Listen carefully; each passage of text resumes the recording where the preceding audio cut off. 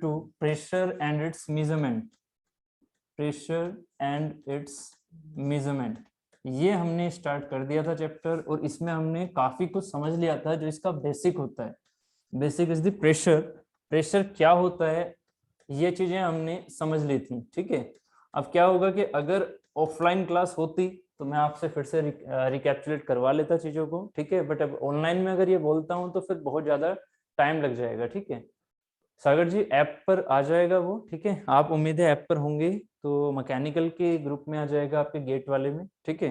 तो उसको आपको देना होगा, टाइम लिमिट रहेगी करीबन 40 क्वेश्चन हैं तो 40 मिनट्स रखेंगे, ठीक है। चलो 40 क्वेश्चन है, 45 मिनट्स रख रहा हूँ आपके लिए, ठीक है, सभी के लिए 40 क्वेश्चन 45 मिनट्स। और ये आई थिंक टाइमिंग आज रात तक 12 बजे रहेगी, तो आप उस चीज को 4:30 बजे के बाद से किसी टाइम पर भी दे देना, ठीक है, अपनी सुटेबिलिटी के हिसाब से, ठीक। तो ये रहेगा, ठीक है। और ऐप पर अगर ना मिले तो आप प्लीज नीलम मैम से कंसल्ट कर लेना, वो बता देंगे कैसे कैसे कहाँ पर जाना है, ठीक। चलो स्टार्ट करें, ठीक है ना। तो प्रेशर जो था कल जो हमने समझा, प्रेशर क्या था, प्रेशर बेसिक, अगर बेसिक डेफिनेशन की बात की जाए, ठीक है, तो बेसिक डेफिनेशन हमारी क्या निकलती है प्रेशर की, आई थिंक आपको याद होगा प्रेशर की बेसिक डेफिनेशन। ओके, प्रेशर की बेसिक डेफिनेशन की बात करें तो बेसिक डेफिनेशन है मोमेंटम ट्रांसफर। मैं यहाँ मोमेंटम चेंज की बात नहीं कर रहा हूँ, किसकी बात कर रहा हूँ, momentum transfer from one particle to another particle. तो जो ये मोमेंटम ट्रांसफर होता है इसी को हम प्रेशराइजेशन कहते हैं किसी भी दूसरे पर्टिकुलर मॉलिक्यूल का, ठीक है। तो ये था basic definition of the pressure. But जो हमने कल फिर डिराइव किया, जो हमारी कैलकुलेशन में चलता है, जो हम जनरली आपके एफएम में हर जगह देखेंगे, वो क्या था, वो था ये पर्टिकुलर की, मैं इसको आउटकम को फिर से आपको रिकॉल करा देता हूं, जो भी आपके डाउट्स हैं उम्मीद है आप यहाँ पर क्लियर हो जाएंगे, क्योंकि हमारा फिर ये लास्ट ही था तो फिर मैंने उसको जल्दी से एंड किया था, ठीक है। तो मान लीजिए आपके पास ये है वाटर या ये है फ्लूइड, ठीक है, ये है आपके पास फ्लूइड। अब मैं आपसे कहता हूं, आपको उम्मीद है ये चीज याद होगी कि लोकेशन क्या होती है, लोकेशन, पॉइंट, मास, ये टर्मिनोलॉजी थोड़ी थोड़ी समझ में आती है। लोकेशन, पॉइंट या मास, ये तीन जो टर्मिनोलॉजी अलग अलग हैं, उनका मीनिंग क्या होता है। अगर मैं मास कहता हूं इसका मतलब क्या है, रियल में आइडेंटिटी होगी या नहीं, बिल्कुल होगी। और रियल में जो वो आइडेंटिटी होगी उस आइडेंटिटी के अंदर इलेक्ट्रॉन, प्रोटॉन, मॉलिक्यूल्स, एटम्स होंगे या नहीं होंगे, बिल्कुल होंगे, ठीक है। ये तो फिक्स है ना, अगर मैं मास कह रहा हूं मतलब उसमें इलेक्ट्रॉन, प्रोटॉन, एटम, मॉलिक्यूल्स ये सब कुछ प्रेजेंट होंगे, है कि नहीं, ये चीज फिक्स है एकदम मास के लिए, अगर मैं मास को प्रेजेंट बोल रहा हूं, ठीक है। कोई भी डाउट हो तो प्लीज यहाँ पर लिख देना, ठीक है। जैसे टू टेस्ट है एडवांस और बेसिक, नहीं अभी जो होगा सागर जी इसका जो टेस्ट रहेगा वो हमारा भी सिंपल रहेगा, जो एक तरह से बेसिक टेस्ट, ठीक है। मतलब 40 क्वेश्चंस 45 मिनट्स, एक तरह से गेट के लिए अगर देखा जाए तो ये 1 मार्क के हिसाब से रहेगा, ठीक है, 1 मार्क के हिसाब से, ठीक है। और बाकी जो मैंने आपको क्लास में कराए हैं वो 2 मार्क्स के हिसाब से, ठीक। तो रियल आइडेंटिटी ईपी मतलब इलेक्ट्रॉन, प्रोटॉन, एटम्स या मॉलिक्यूल्स होंगे मास के। जबकि अगर मैं किसी चीज को पॉइंट बोलता हूं तो पॉइंट का मतलब क्या होता है कि आपने किसी लोकेशन को स्पेस में आइडेंटिफाई किया, ऐसे करके कि ये आइडेंटिफाई किया, तो ये क्या हो गया, वो लोकेशन को रिप्रेजेंट कर रहा है ये पॉइंट। ये जैसे हम पॉइंट लगा देते हैं ना ऐसे, तो इस पॉइंट का अपना कुछ मास होता है क्या, पहले ये सोच के बोलो। इस पॉइंट का अपना कुछ मास होता है, ये आपने 9th से पढ़ा है या 6th से ही पढ़ा है, एक पॉइंट ऐसे लगाया, एक पॉइंट ऐसे लगाया, फिर उसके बीच की डिस्टेंस बता दी, बोलते थे ऐसा। तो ये जो पॉइंट आपने अपने माइंड में लगाया था, इसका क्या मास ले लिया था, कभी नहीं, है ना। सिर्फ और सिर्फ ये क्या थी, ये लोकेशन थी स्पेस में।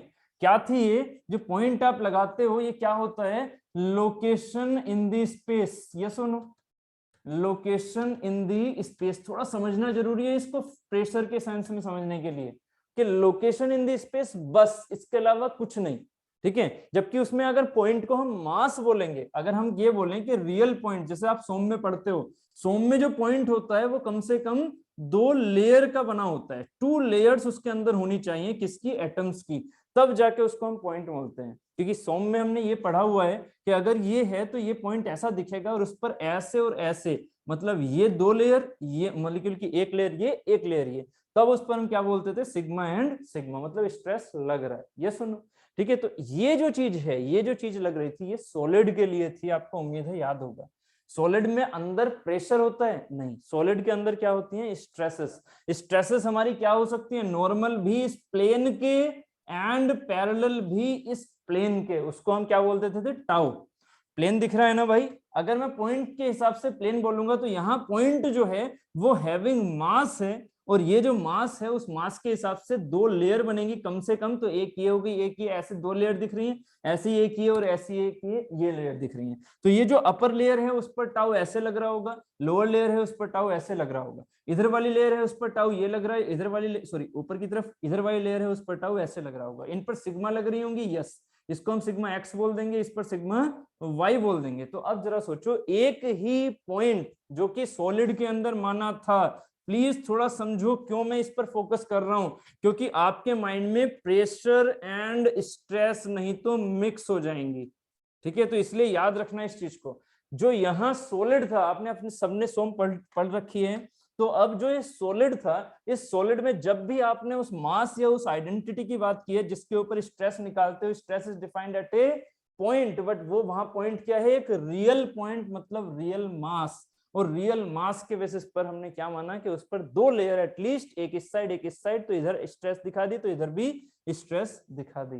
ये सुनो, ठीक है, ये चीज क्लियर है एकदम, ठीक है। तो अगर मैं इस चीज को यहाँ फ्लूइड के सेंस में देखूंगा, तो फ्लूइड के सेंस में आपने अगर ऐसे बोला ये पॉइंट, ठीक है, आपने अगर ऐसे बोला ये पॉइंट, इस फ्लूइड के अंदर ये पॉइंट, कल हमने क्या डिराइव किया कि इस पॉइंट को अगर मैं इनलार्ज कर दूं, इनलार्ज कर दूं, इनलार्ज कर दूं, सोचो जरा, देखो डिजिटल का फायदा, ये छोटा सा पॉइंट आपको मैंने वहां पर स्पेसिफाई किया लोकेशन को, जबकि मैंने इनलार्ज किया तो ऐसा दिखा।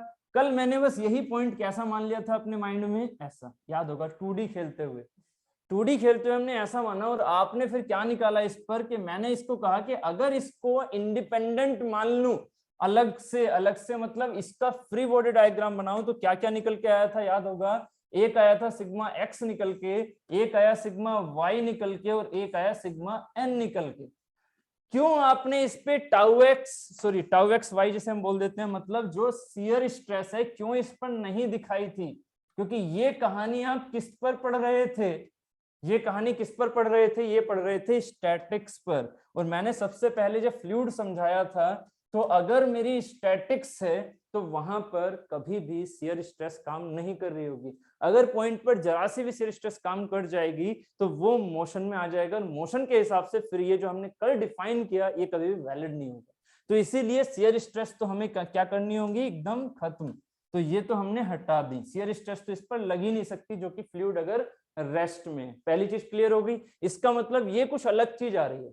सोम में हमेशा आपको याद होगा, एक अगर स्ट्रेस ऐसी है तो दूसरी स्ट्रेस ऐसी हो सकती है, वाइल वो मैग्नीट्यूड में भले से 0, बट अगर यहाँ स्ट्रेस नहीं है तो हो सकता है यहाँ पर स्ट्रेस उस सेंस में हो।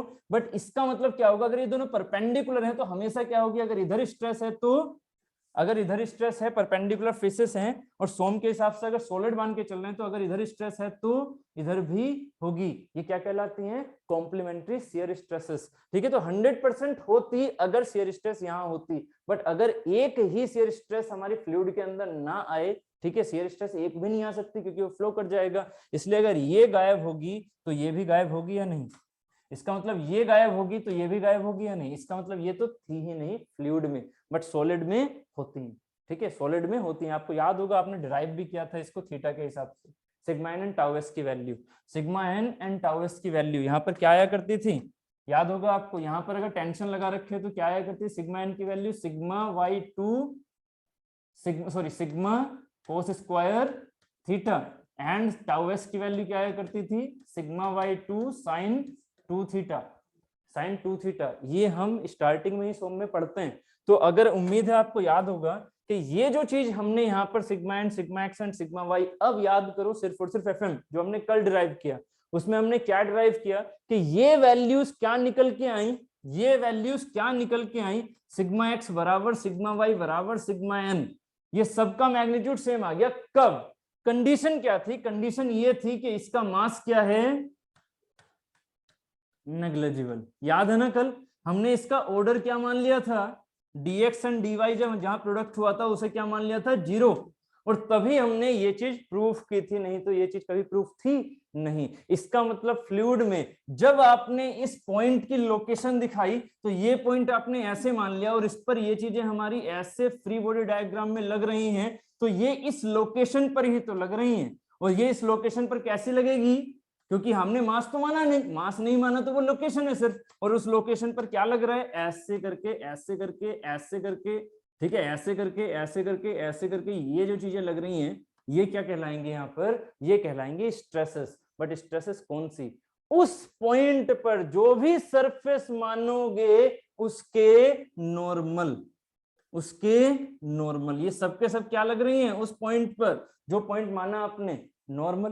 क्लियर है, बस सिर्फ और सिर्फ शेप दिखानी है, शेप दिखानी है, शेप। आप एक स्पेस पर एक पॉइंट खींचोगे तो उस पॉइंट की शेप कैसी होगी, ऑलमोस्ट सर्कल, ठीक है। तो उस सर्कल के क्या लग रही है, सारी की सारी नॉर्मल, ठीक है। तो ये अगर आप स्ट्रेस मानोगे तो ये सिर्फ कौन सी स्ट्रेस है, ये सिर्फ कौन सी स्ट्रेस है, इसका नाम क्या होगा, ये जो आपने स्ट्रेस मानी इनका नाम होगा सिर्फ और सिर्फ नॉर्मल स्ट्रेस।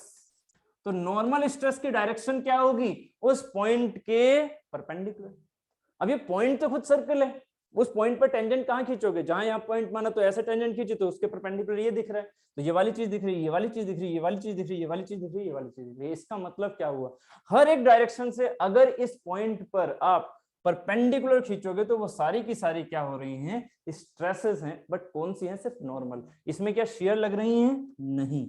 इसमें क्या शेयर लग रही है इस पॉइंट पर, नहीं। ये सारी जो ब्लू कलर से दिखा रहा हूं ये सारी की सारी इस पर नहीं लग रही है, क्योंकि अगर इसमें शेयर लग जाती तो ये जो पॉइंट था ये भी भागने लगता, ठीक है।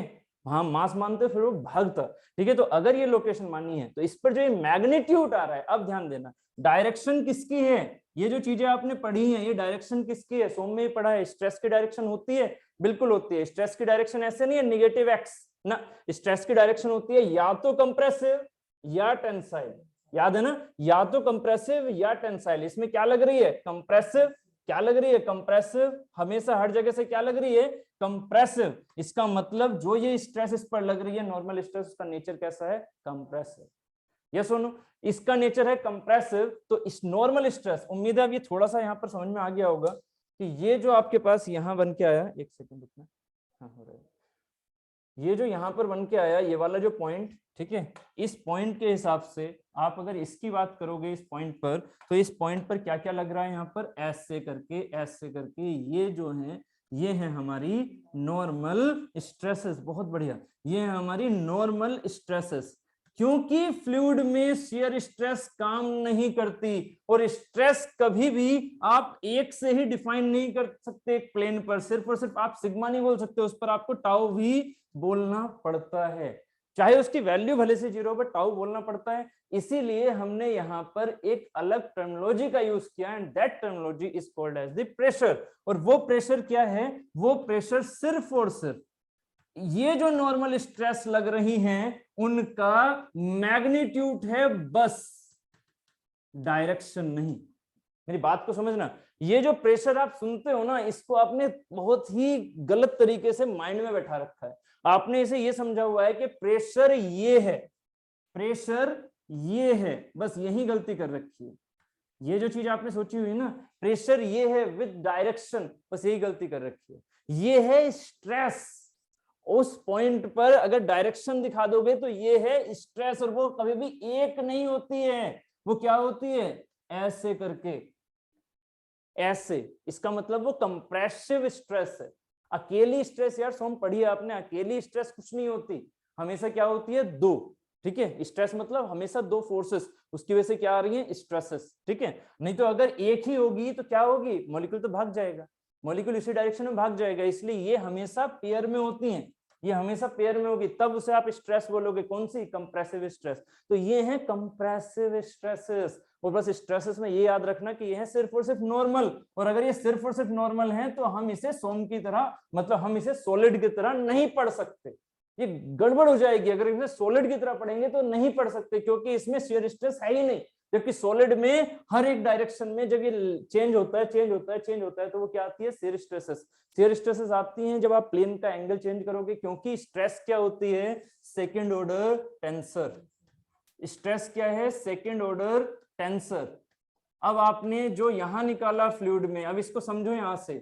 सेकेंड ऑर्डर टेंसर का मतलब क्या होता है, अगर ओरिएंटेशन चेंज तो मैग्नीट्यूड चेंज। अब थोड़ा मेरी बात को ध्यान से समझना, अगर ओरिएंटेशन चेंज, इसमें यहां पर इसकी जरूरत क्यों पड़ी, अगर ओरिएंटेशन चेंज तो मैग्नीट्यूड चेंज। याद आ रहा है, ये जो फॉर्मूला भी मैंने लिखा था यहाँ पर कुछ ऐसा, sigma cos square theta and sigma by 2 sine 2 theta.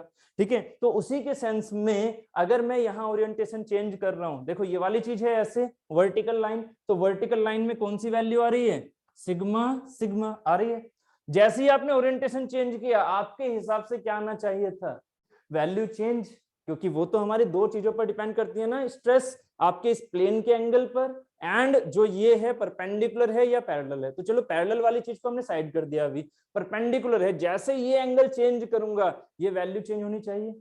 थोड़ा याद आ रहा है ना सोम से, ठीक है, वो वैल्यू चेंज होनी चाहिए। तो अगर ये वैल्यू चेंज होनी चाहिए तो जरा यहाँ देखो क्या निकल के आया कल, क्या निकल के आया, यहाँ पर भी वैल्यू कितनी, सिग्मा ही कल निकल के आया ना। ये कब, जब इसको पॉइंट को हमने मास लेस माना हुआ है, छोटा सा पॉइंट लोकेशन माना हुआ है।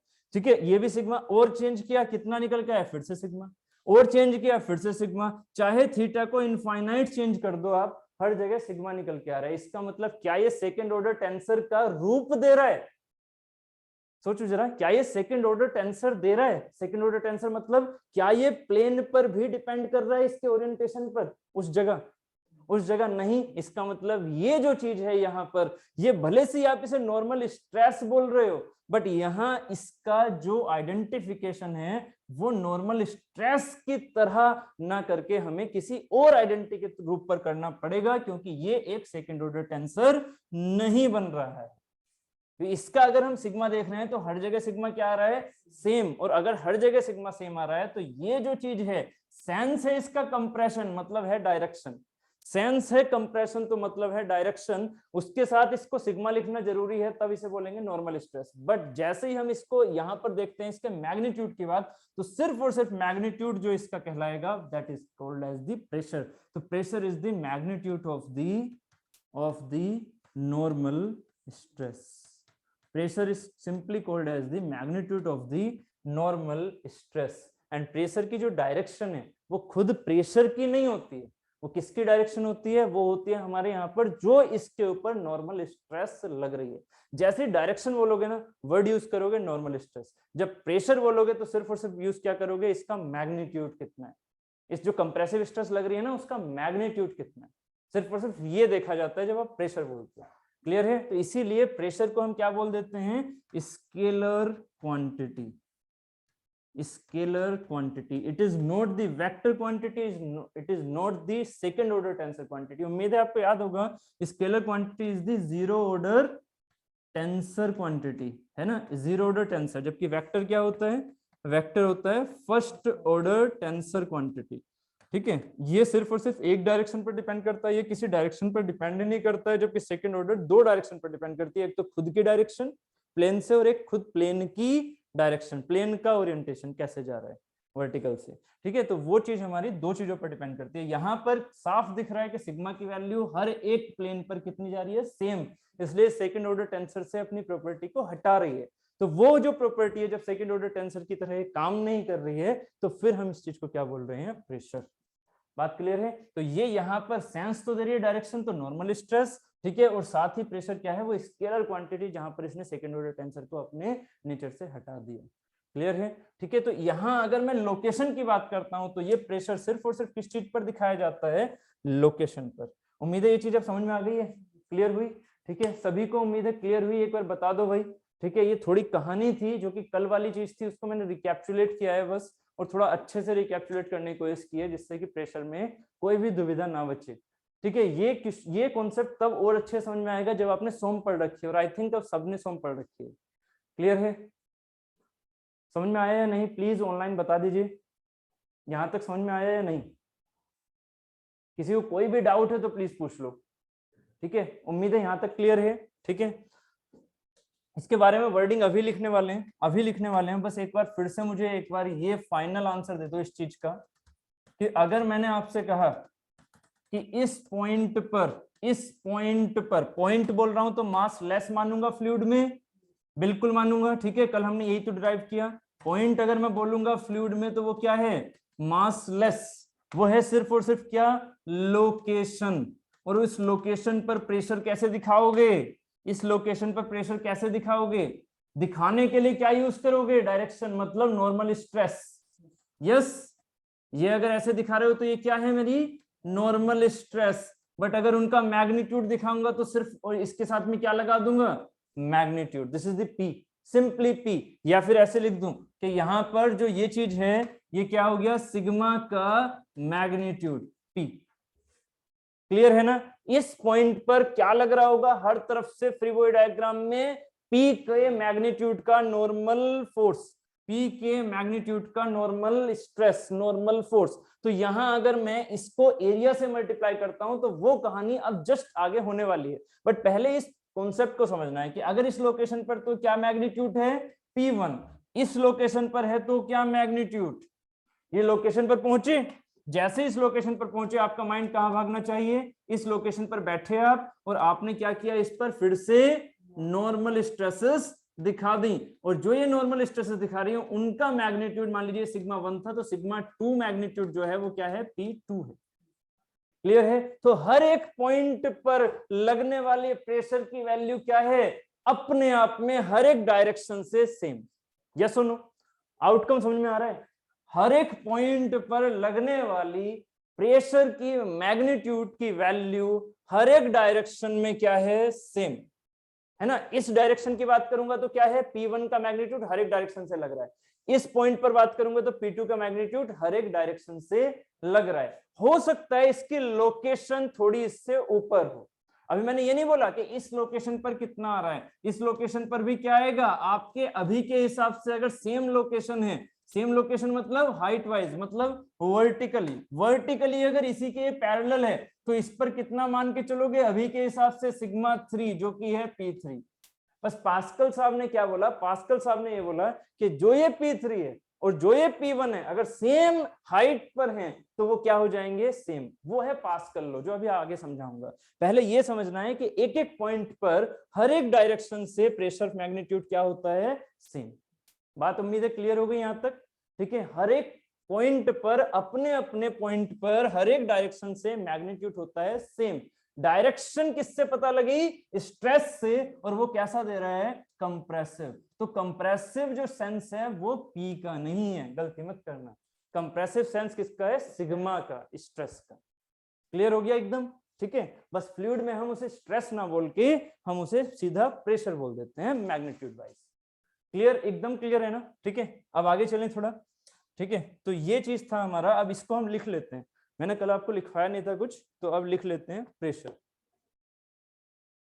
प्रेशर कल मैंने आपको पीडीएफ भी भेज दी थी, तो उस पीडीएफ से जो चीजें आपको समझनी थी वो उतार लेना, ठीक है। साथ ही जो आज का ये मैंने पीडीएफ भी भेजूंगा आज का, फिर से उससे जो समझोगे वो उतार लेना, ठीक है। मैं उतारने के लिए टाइम अभी नहीं दे रहा हूँ ऑब्वियस है, ठीक है। तो अब सीधा हम लिख लेते हैं।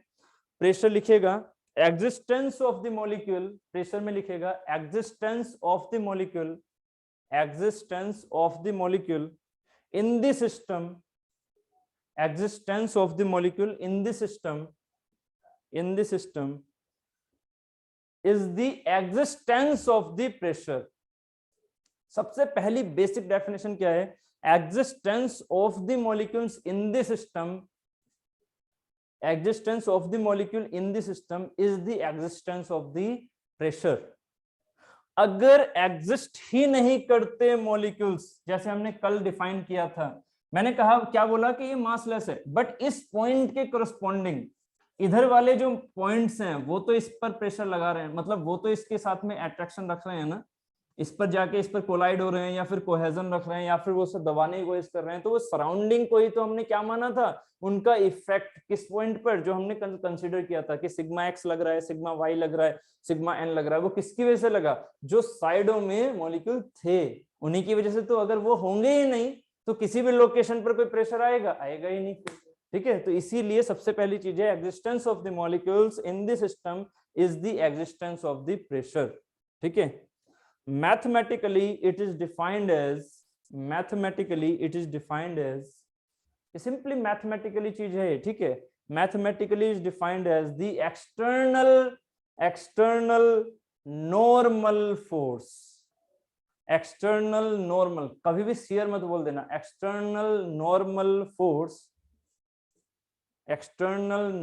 Force per unit area, external normal force per unit area.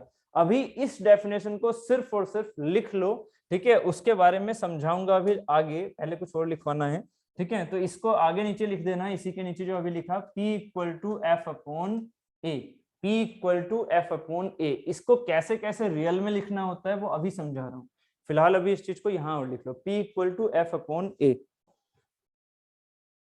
P equal to F upon A, where F is the external, ठीक है, where F is the external normal force, ठीक है, किसके corresponding, external normal force corresponding to the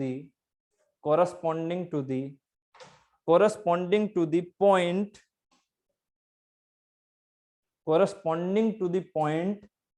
which is under consideration,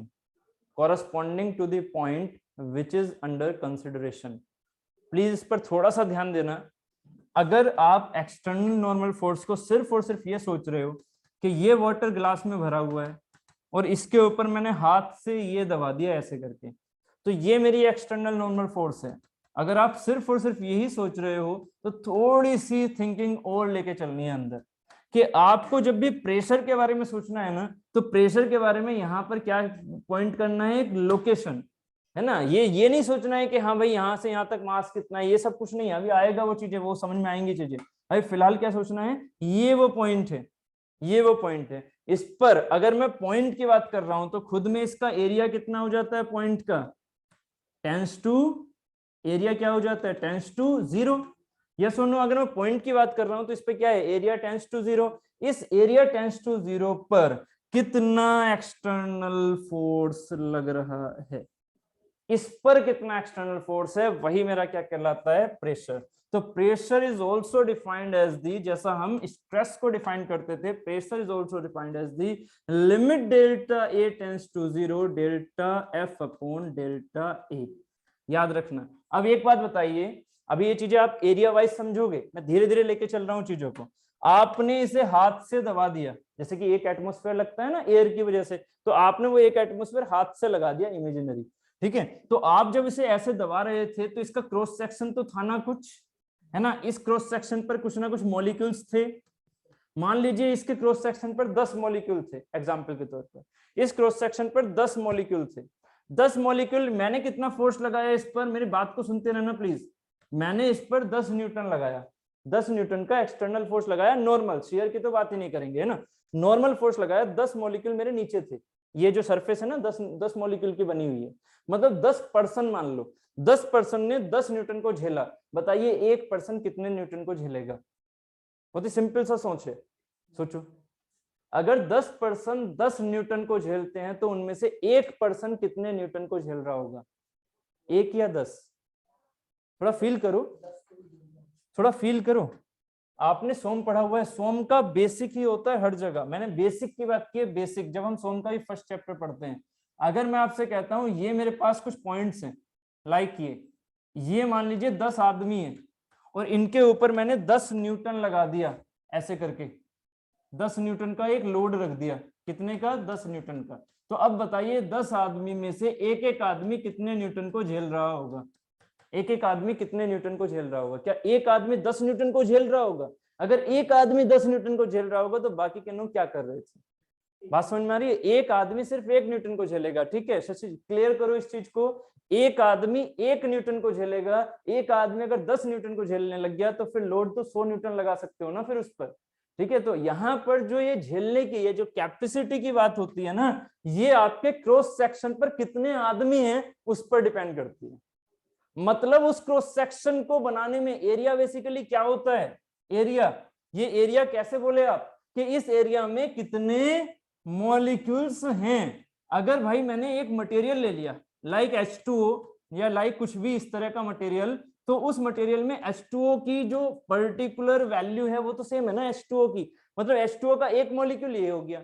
तो अगर मैंने इतना area लिया तो भाई मैंने कितने काउंट कर लिए 100, तो ये है 100 आदमी उस क्रॉस सेक्शन में। समझ रहे हो, एक छोटा बेसिक फंडा है प्रेशर को समझने का। ये 100 आदमी हैं इस क्रॉस सेक्शन में, अगर मैंने क्रॉस सेक्शन बड़ा ले लिया तो कितने आदमी हो गए, अगर मैंने इस क्रॉस सेक्शन को और बड़ा ले लिया तो कितने हो गए, 100 से तो ज्यादा हो गए ना, जबकि आदमी की कैपेसिटी तो वही है ना, आदमी तो H2O ही है ना, समझ रहे हो ना इस चीज को। तो यहाँ पर इतने तो छोटे छोटे एटम्स जितने यहाँ बनाए उतने ही बनाऊंगा, बट कितने आ गए अब, ये 150 आ गए, ये कितने आ गए अब 150 आ गए। अब जरा सोचिएगा, अगर मैंने इस पर ऐसे लगा के कितना फोर्स लगाया 10 न्यूटन, और ये थे 100, चलो 100 न्यूटन लगा लेते हैं, फिर यहाँ पर ना 200 मान लो, थोड़ी कैलकुलेशन इजी हो जाएगी।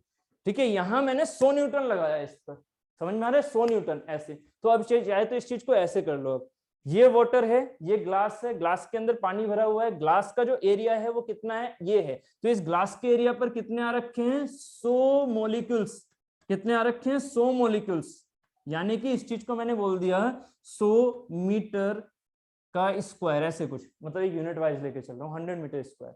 तो यहाँ पर जो मैं 100 न्यूटन लगा रहा हूँ, यहाँ पर जो मैं 100 न्यूटन लगा रहा हूँ, एक मॉलिक्यूल पर कितना आया, एक मॉलिक्यूल पर 1 न्यूटन, 1 न्यूटन आया, समझना जरा इसको, 1 न्यूटन एक मॉलिक्यूल पर, मतलब एक मॉलिक्यूल पर अगर एक्सटर्नल फोर्स दिखाओगे तो ऐसे तो दिखाओगे।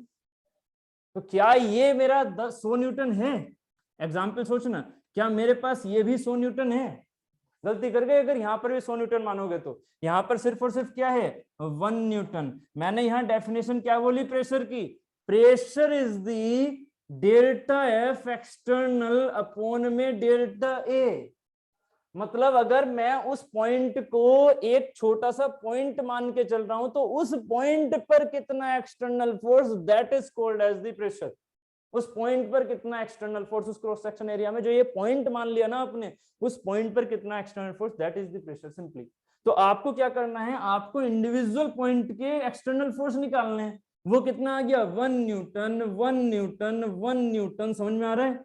और अगर ये 1 न्यूटन है तो इस 1 न्यूटन से तो नीचे चला जाएगा, तो ऑब्वियस है इस पर क्या लग रहा होगा, एक्सटर्नल फोर्स हर तरफ से ऐसे सेम, यस और नो, ऐसे लग रहा होगा एक्सटर्नल फोर्स हर तरफ से। इसका मतलब इसकी कंडीशन अगर हम यहां चेक करें इस क्रॉस सेक्शन में, ठीक है, तो इस क्रॉस सेक्शन में भी कितने मॉलिक्यूल्स 100 हैं, तो एक मॉलिक्यूल के ऊपर क्या लगेगा एक्सटर्नल फोर्स 100 न्यूटन, नहीं फिर से 1 न्यूटन आ गया ना, और ये 1 न्यूटन है तो यहां पर भी 1 न्यूटन। एरिया कितना है, एरिया तो है यूनिट, एकदम कम मान रखा हमने, एरिया क्या है यूनिट, ठीक है, तो एरिया अगर यूनिट है, मतलब यहाँ तो टेंस टू 0 भी मान लिया था हमने, तो एरिया अगर यूनिट है तो यही जो चीज है 1 न्यूटन पर मीटर स्क्वायर, 1 न्यूटन पर मीटर स्क्वायर, ये 100 मीटर स्क्वायर मान लिया था मैंने टोटल, तो एक एक के ऊपर कितना आ गया 1 मीटर स्क्वायर, तो 1 मीटर स्क्वायर के हिसाब से ये जो चीज बन के आ गई, ये क्या बन के आ गई, नॉर्मल स्ट्रेस, यस और नो, ये बन के आ गई नॉर्मल स्ट्रेस। अब ये नॉर्मल स्ट्रेस क्या मेरी ये क्या कहते हैं ओरिएंटेशन चेंज करने पर चेंज हो रही है, नहीं, यही तो कल प्रूफ किया। क्या मैंने इसको ओरिएंटेशन अगर ऐसे यहाँ पर काटा, ऐसे सेक्शन काटा, तो क्या ये मेरा चेंज हुआ, ये फील हुआ या नहीं, मैं क्या बोल रहा हूँ, मैं ये बोल रहा हूँ कि यहाँ पर ये चीज ऐसे लग रही थी, मैंने यहाँ पर ओरिएंटेशन ऐसे कर दिया इसका, तो कैसे लगेगी अब स्ट्रेस, ऐसे। क्या ये मैग्नीट्यूड अलग आता है इस वाले 1 न्यूटन से, नहीं, ये हमने कल प्रूफ किया था, ठीक है, और तब मैंने इसे क्या मान रखा है यूनिट, मतलब सॉरी मास लेस पॉइंट, इसीलिए तो उसे बोला डेल्टा ए टेंड्स टू 0, क्योंकि लोकेशन का भी डेल्टा ए क्या हो जाता है 0, है कि नहीं। तो यहाँ पर क्या हो गया कि 1 न्यूटन मीटर स्क्वायर, फिर यहाँ पर भी आएगा। तो अब जब मैंने कहा कि भाई ये जो नॉर्मल स्ट्रेस है ये हर डायरेक्शन से सेम दिख रही है, ये जो नॉर्मल स्ट्रेस है हर डायरेक्शन से सेम दिख रही है, इसी के लिए क्या हो गया, हर डायरेक्शन से अगर ये सेम दिख रही है नॉर्मल स्ट्रेस, तो ये क्या कहला देगा इस जगह पर प्रेशर, यस और नो, ये इस पर प्रेशर आएगा। और प्रेशर का मैग्नीट्यूड कितना साफ दिख रहा था, ऐसे तो दिख रहा था ना, बस उसको ऐसे और फील करना है ना, सिर्फ और सिर्फ ऐसे ही नहीं सोचना। मैंने क्या बोला, normal to that point, point को आप ऐसे मान के चलते हो कब, जब आपने क्रॉस सेक्शन ऐसे माना हुआ है ना, तब उसके नॉर्मल ऐसे मानते हो। क्रॉस सेक्शन अगर ऐसे मान लिया तो ये हो गया ना परपेंडिकुलर, इसका मतलब ये भी तो नॉर्मल है ना, ठीक है। क्रॉस सेक्शन अगर आपने ऐसे मान लिया, एक एक्चुअली कलर थोड़ा चेंज करें, क्रॉस सेक्शन ऐसे मान लिया तो नॉर्मल क्या हो गया, ये हो गया नॉर्मल, तो ये भी तो वैल्यू सेम ही आ रही है ना, उस पॉइंट पर। तो इसलिए यहाँ ये सॉलिड की तरह काम नहीं कर रहा, शेयर स्ट्रेसेस प्रोड्यूस नहीं हो रही, ये सारी चीजें कुछ प्रोड्यूस नहीं हो रही। एक कंप्रेसिव फोर्स आपने एक्सटर्नल लगाया था जिसकी वजह से हर एक पॉइंट पर, सॉरी हर एक पॉइंट पर हर एक डायरेक्शन में वैल्यू सेम आ रही है, इसलिए हम इसे डायरेक्टली स्ट्रेस नहीं कह सकते, इसीलिए हमें इसे क्या बोलना पड़ता है, प्रेशर। ठीक है, और इस प्रेशर की वैल्यू कहां से निकल के आ गई, इस फॉर्मूले से जो मैंने अभी आपको ये लिखवाया, ये वाला delta P limit delta F upon delta A. ठीक है, मैंने आपको थोड़ा अंदर से समझाने की कोशिश की क्योंकि प्रेशर में यही वाली चीजें कॉन्सेप्चुअल होती हैं। बाकी इसको अगर थ्योरेटिकली समझना है तो क्या हो गया कि जो ये हमारे पास प्रेशर की वैल्यू आई है, अगर उसमें इंटीग्रेट कर लूं, ठीक है, इंटीग्रेट कर लूं तो हर एक पॉइंट पर अगर क्रॉस सेक्शन वाइज तो आपने किया था 100/100 किया ना। अगर मैं आपसे कहता हूं कि ग्लास का एरिया ले लो, बड़ा ग्लास ले लो ज्यादा एरिया में, तो अब देखना जरा क्या होगा। ग्लास बड़े एरिया में ले लोगे तो अब क्या हुआ, आपने ये एग्जांपल यहां ले लिया था, अगर ग्लास का एरिया है बड़ा, ठीक है, तो इसमें कितने मॉलिक्यूल आ गए, 200 मॉलिक्यूल आ गए, मतलब 200 पर्सन आ गए, ऐसे सोचो 200 पर्सन, हर एक पर्सन का एरिया कितना था 1 मीटर स्क्वायर, तो इसका एरिया कितना हो गया 200 मीटर स्क्वायर। ये सुनो, थोड़ा लॉजिकली सोचोगे बिल्कुल फील होके ना, फिर रटने की जरूरत नहीं पड़ेगी। 200 मीटर स्क्वायर का एरिया हो गया, हर एक पर्सन कितने का है 1 मीटर स्क्वायर एरिया का। मैंने फिर से इस पर कितना फोर्स लगाया एक्सटर्नल 100 न्यूटन। अब बताइए एक पर्सन कितना न्यूटन झेल रहा है, एक पर्सन कितना न्यूटन झेल रहा है। अगर ये चीज समझ में आ रही है ना तो ये चीजें फील हो जाएंगी, कभी रटने की जरूरत नहीं पड़ेगी प्रेशर की।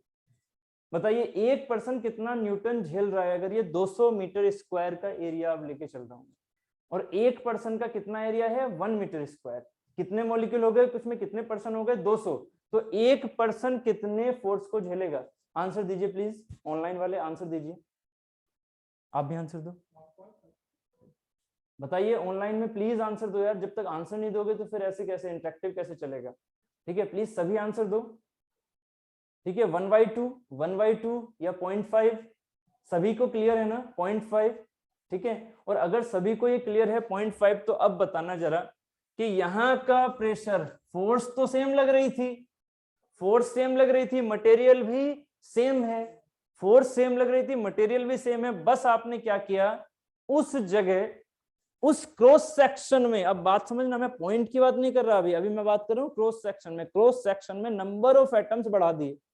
इसका मतलब उनको कैपेसिटी, उनके ऊपर जो फोर्स का झेलना जा रहा था वो अब क्या जा रहा है, कम, ये फोर्स तो आपने उतना ही लगा रखा है 100 न्यूटन, और नंबर्स ऑफ एटम्स बढ़ा दिए। इसका मतलब क्या हुआ, एक पॉइंट पर ज्यादा फोर्स ट्रांसमिट नहीं हो रहा एक पॉइंट पर, इसका मतलब उसमें कितना झेलने की जरूरत पड़ रही है इसे, सिर्फ और सिर्फ 0.5 न्यूटन की। यस और नो, तो यहाँ का प्रेशर क्या होगा, इसमें कंडीशन में प्रेशर क्या होगा 0.5 न्यूटन। बात क्लियर है। जो आप कहते हो ना ऐसे कि प्रेशर, एरिया एंड फोर्स का कॉन्सेप्ट, ये सीधा आपको यहां से समझ में आ रहा है कि अगर मैं एरिया को बढ़ाता हूं, अगर मैं एरिया को बढ़ाता हूं तो मीनिंग क्या हुआ, ये उससे मत जाओ, किससे, force, sorry pressure equal to force upon area से, इससे मत जाओ, सीधा सोचो अपने माइंड में, क्या एरिया बढ़ रहे हैं तो नंबर ऑफ मॉलिक्यूल्स क्या हो रहे हैं, बढ़ रहे हैं। फोर्स अगर कांस्टेंट रखोगे, और हर चीज, एक चीज आप अगर किसी चीज से रिलेट करते हो ना तो एक दूसरी चीज ना कांस्टेंट मान के चलते हो हमेशा, जब भी आप रिलेट करते हो किसी चीज को कंपेयर करते हो। अगर मैं कहता हूं कि एरिया आप बढ़ा रहे हो और फोर्स रख रहे हो कांस्टेंट उसके ऊपर लगने वाली, तो प्रेशर का फील जरा करो, एक पॉइंट पर क्या हो रहा है, कम होगा। समझ में आ रहा है ना कि उस प्रेशर की जो इंटेंसिटी है ना, जिसे इंटेंसिटी ऑफ द प्रेशर ही बोल देते हैं इसको सिंपली, तो intensity of the pressure of that particular molecule क्या हो गई, कम। जबकि अगर वहां पर एरिया में मॉलिक्यूल कम कर दो, मॉलिक्यूल तो वही वाला है बट अब कितने रह गए, 200 की जगह 100 रह गए, तो अब एक को कितना फोर्स झेलना पड़ रहा है 1 न्यूटन ज्यादा झेलना पड़ रहा है, जबकि इसमें क्या झेलना पड़ रहा है 0.5। इसका मतलब उसकी प्रेशर इंटेंसिटी क्या हो गई अब ज्यादा, है ना। तो यही सेंस होता है कि जितने उसके साथ में उसके दोस्त लगे हुए हैं क्रॉस सेक्शन में, उतना फायदा, उतना ही प्रेशर कम डेवलप होगा, और जितने कम होंगे उस पर प्रेशर फिर क्या होगा, ज्यादा डेवलप होगा। ये सुनो, ठीक है, तो ये सेंस होता है हमारे प्रेशर इंटेंसिटी का। तो नॉर्मल हमेशा सिर्फ और सिर्फ क्रॉस सेक्शन के, यही मत मानना, है ना। अगर मैंने ऐसे क्रॉस सेक्शन इमेजिनरी मान लिया ना, तो ये भी क्या है, प्रेशर ही है, ये भी नॉर्मल है। ठीक है, ये सॉलिड में ये वाली चीज वैलिड नहीं होगी, सॉलिड में ये पूरा शियर स्ट्रेस के हिसाब से चलेगा फिर। ठीक है, ये सिर्फ और सिर्फ फ्लूइड के लिए वैलिड है। उम्मीद है ये चीजें क्लियर हो गई हैं अच्छे से। ठीक है, प्रेशर के बारे में अब थोड़ा सा और क्लियर हो गया सभी को। ठीक है, सभी को एकदम क्लियर हो गया प्रेशर का। ठीक है, जो थोड़ा लेट अभी जुड़े हैं, ठीक है, वो प्लीज यार यहाँ तक की रिकॉर्डेड वीडियो देख लेना, क्योंकि हमने प्रेशर के बारे में अब काफी हद तक बातें कर ली हैं अच्छे से। ठीक है, थोड़ा और डेप्थ की हमने बातें कर ली हैं। अब हम चलते हैं अपने क्वेश्चंस की तरफ, जैसे कि बेसिकली एई एंड जेई के हिसाब से, ठीक है, सॉरी एई एंड गेट के हिसाब से। तो अभी हम क्या करने वाले हैं, कुछ छोटे छोटे क्वेश्चंस की बात करेंगे, उन्हीं से फिर हम पर्टिकुलर गेट वाले बड़े क्वेश्चंस की बात भी करेंगे। तो जो छोटे छोटे क्वेश्चंस होंगे वो हमारे लिए इंपॉर्टेंट है एई में डायरेक्टली। ठीक है, डायरेक्टली ये चीज आ सकती है इस पर जो मैं बोल रहा हूँ क्या, कि प्रेशर जो हमने अभी समझा, that is the pressure equal to limit delta A tends to 0 delta F upon delta A. Yes और नो? ये जो मैंने डेल्टा एफ यहाँ दिखाया, वो अब जरा एक क्वेश्चन और देना भाई, जरा एक बस इसका आंसर दे दो तो मुझे समझ में आ जाएगा जितनी मैंने कहानी सुनाई है आपको वो आपके मन में बढ़ चुकी है या नहीं। अगर मैंने यहाँ पर ऐसे ये पॉइंट लिया, और जरा मुझे एक बात बोलना कि अगर मैंने यहाँ पर एक्सटर्नली कितना लगा दिया, एक फोर्स लगा दिया कैपिटल एफ, कितने का, 100 न्यूटन का। वैल्यू से अभी मुझे मतलब नहीं है फिलहाल, अभी बस मुझे ये बताना, मैंने यहाँ एक पॉइंट माना कोई, ठीक है, यहाँ फिलहाल, चलो इसकी जगह मैं अभी यही मानता हूँ, नहीं तो फिर आप रो जी एच का हिसाब और सोचोगे। ठीक है, अभी सिर्फ यहाँ सोचना इस वाले पॉइंट पर, ये जो लोकेशन है, इस लोकेशन में जो ये फोर्स मैं दिखा रहा हूं ऐसे करके, जो ये फोर्स मैं दिखा रहा हूं ऐसे करके, ये फोर्स हमारे पास डेल्टा एफ है या एफ है, बस ये बता दो। ये फोर्स हमारे पास जो मैं ग्रीन पर ऐसे दिखाया, ये डेल्टा एफ है या एफ है। और ये जो ग्रीन लोकेशन है ना, ये हमेशा कहाँ होगी, ये हमेशा होगी सबसे ऊपर वाली लेयर से थोड़ी नीचे वाली लेयर में, नहीं तो फिर तो एयर से कनेक्टेड हो गया ऊपर वाला। ठीक है, तो आप इसको यहां मानोगे। अब जरा सोचना, इस पर जो मैं ये फोर्स लगा रहा हूं, ये फोर्स मेरी डेल्टा एफ है या फिर एफ है, बताइए कौन सी फोर्स यहां लग रही है, डेल्टा एफ या F? This is the delta F. सभी को क्लियर हो रहा है? क्योंकि माइंड में ये भर जाता है कि आप जो एफ लगा रहे हो वही हर पॉइंट पर लग रहा है, हर पॉइंट पर एफ नहीं लग रहा, क्योंकि हर पॉइंट के हिसाब से उसका एरिया भी तो कम हो गया। जब आप एफ टोटल लोगे ना, जब आप एफ टोटल लोगे तो क्या लोगे, टोटल क्रॉस सेक्शन। बस यही वो फॉर्मूला होता है किसका, पी का। अगर मैं इसे ये लिया तो इसका मतलब क्या हो गया, पॉइंट डिफाइंड। इसको क्या बोलेंगे डेफिनेशन को, पॉइंट डिफाइंड। अगर मैं इसका इंटीग्रेशन कर दूं तो, अगर मैं इस पॉइंट की बात कर रहा हूं तो हर जगह पॉइंट पर क्या मान रहा हूं मैं, सेम डेल्टा एफ। समझ रहे हो, ये सब के सब क्या लग रहे हैं, delta F delta F delta F delta F. Yes, और ये क्या है, यूनिफॉर्म है। अगर ये यूनिफॉर्म है तो डेल्टा एफ क्या होंगे, हर जगह सेम। और यही जो डेल्टा एफ की वैल्यूज हैं, अगर मैं एक पूरे एरिया में इनको इंटीग्रेट कर दूं, लाइक अगर मैं इसे ऐसे कर दूं, delta F equal upon delta A को पी से मल्टीप्लाई कर दूं ऐसे करके, देखना जरा बस इसे, डेल्टा एफ ये है ना, डेल्टा एफ बराबर इसे ऐसे कर सकता हूँ पी इंटू डेल्टा ए कर सकता हूँ। इसे बस इंटीग्रेट कर लो ऐसे करके, इंटीग्रेट करोगे तो क्या बन के आएगा, this is the whole integration of the F with respect to area. कि एफ में कितना, तो इसे सबको जोड़ोगे तो delta F plus delta F plus delta F plus delta F, कब तक, जितने वो पॉइंट्स हैं एरिया में उतने से जोड़ोगे तो वो कितना फोर्स दे रहा है, वो टोटल एफ के बराबर है। तो ये वैल्यू टोटल किसके बराबर हो गई, एफ के। यस और नो? बराबर क्या होगा, बराबर होगा integration P into delta A.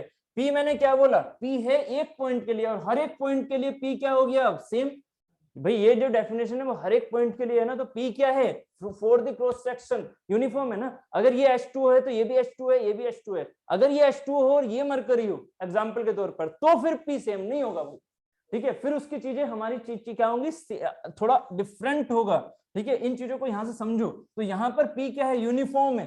P क्या है, यूनिफॉर्म। तो पी को मैं बाहर निकाल सकता हूँ, इंटीग्रेशन क्या बचा, डीए। और जैसे इंटीग्रेशन डीए करोगे तो ये एरिया के वाइज तो हो रहा है, एरिया वाइज, तो ये टोटल एरिया आ गया, ये टोटल एरिया आ गया। तो एफ इक्वल टू क्या आ गया, पी इंटू ए। बस यहाँ पर ये याद रखना, ये जो पी की वैल्यू आपने अब निकाल ली, वो एफ अगर टोटल ले रहे हो ना तो एरिया भी क्या लोगे, टोटल। और अगर आप एफ को डीएफ ले रहे हो तो एरिया भी क्या लोगे, वही डेल्टा है जिसके ऊपर डीएफ लगाया। बात क्लियर है? तो रेशो हमेशा क्या होगा उसका, कांस्टेंट। इसी को हम क्या बोलते हैं, रेशो। एकदम क्लियर? ठीक है, उम्मीद है सभी को क्लियर होगा। किसी को भी कोई डाउट हो तो प्लीज पूछ लेना। तो ये हमारे पास P क्या हो गया, F total upon A total, ठीक है। उसकी वैल्यू अब किसी भी पॉइंट पर आप निकाल सकते हो, इस प्रेशर की वैल्यू, ठीक है। चलो, उम्मीद है यहां तक ये चीज हो गई अब क्लियर, प्रेशर की बेसिक डेफिनेशन हो गई क्लियर, ठीक है। Pressure equal to force upon area, ठीक है। अब अगर मैं प्रेशर फोर्स की बात करूंगा तो क्या हो जाएगा वो, प्रेशर फोर्स, प्रेशर फोर्स, क्या आप प्रेशर फोर्स की डायरेक्शन दिखा सकते हो, बिल्कुल, क्योंकि फोर्स तो खुद में क्या है, वेक्टर, और वेक्टर है तो डायरेक्शन आ जाएगी, बिल्कुल आ जाएगी। अब जरा सोचना, जो ये प्रेशर फोर्स है ये क्या है आपका, ये क्या है प्रेशर फोर्स, जरा यहां से जाओ, P equal to limit delta F upon delta A, ठीक है। तो डेल्टा एफ क्या हो गया था अभी, P इंटू डेल्टा ए, ये खुद में क्या है, प्रेशर फोर्स।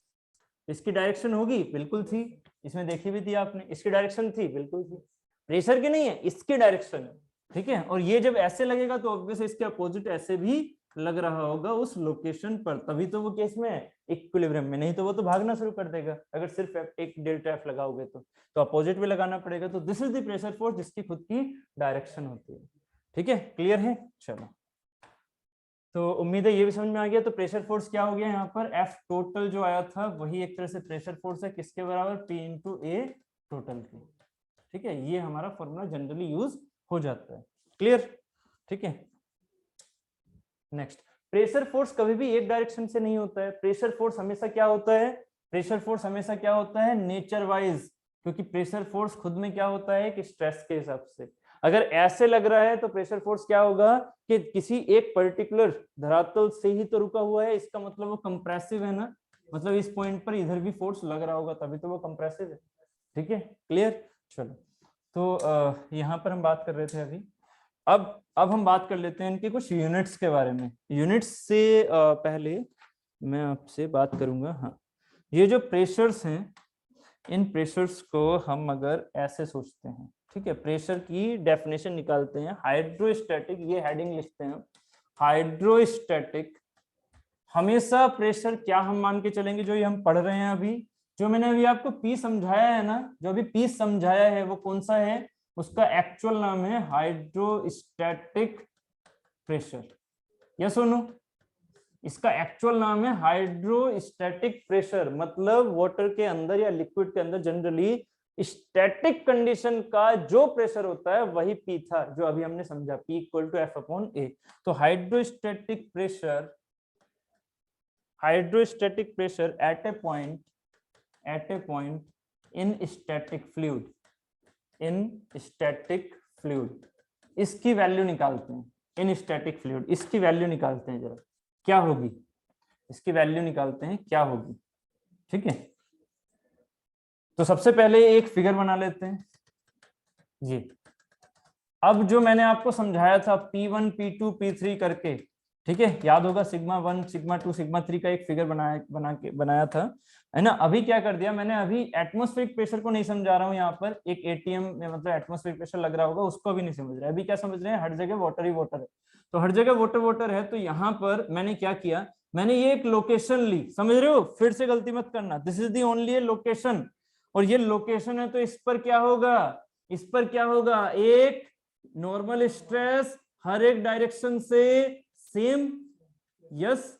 और इसी चीज को अगर मैं बाय मैग्नीट्यूड लिखता हूं तो क्या लिखूंगा, बाय मैग्नीट्यूड क्या हो गया, ये प्रेशर, और डायरेक्शन क्या हो गई, कंप्रेसिव। इसकी वैल्यू अगर मैं P1 मान लूं, समझना इसको, इसकी वैल्यू P1 मान लो, तो यहां दूसरी लोकेशन ली, कॉन्सेप्ट को समझा, यहां दूसरी लोकेशन ली, इस लोकेशन पर क्या ले लिया, इस लोकेशन पर क्या ले लिया आपने, ये फिर से दिखाया कि इस लोकेशन पर प्रेशर क्या होगा, तो प्रेशर की वैल्यू कैसे आएगी, फिर से इस लोकेशन पर इसी तरह से, इस लोकेशन पर फिर से इसी तरह से, ऐसे, ये चीज क्या दिख रही है, प्रेशर इस लोकेशन पर, और वो प्रेशर क्या होगा, ये सिग्मा 1 है तो ये सिग्मा 2 है, इसका मैग्नीट्यूड क्या हो गया, P2।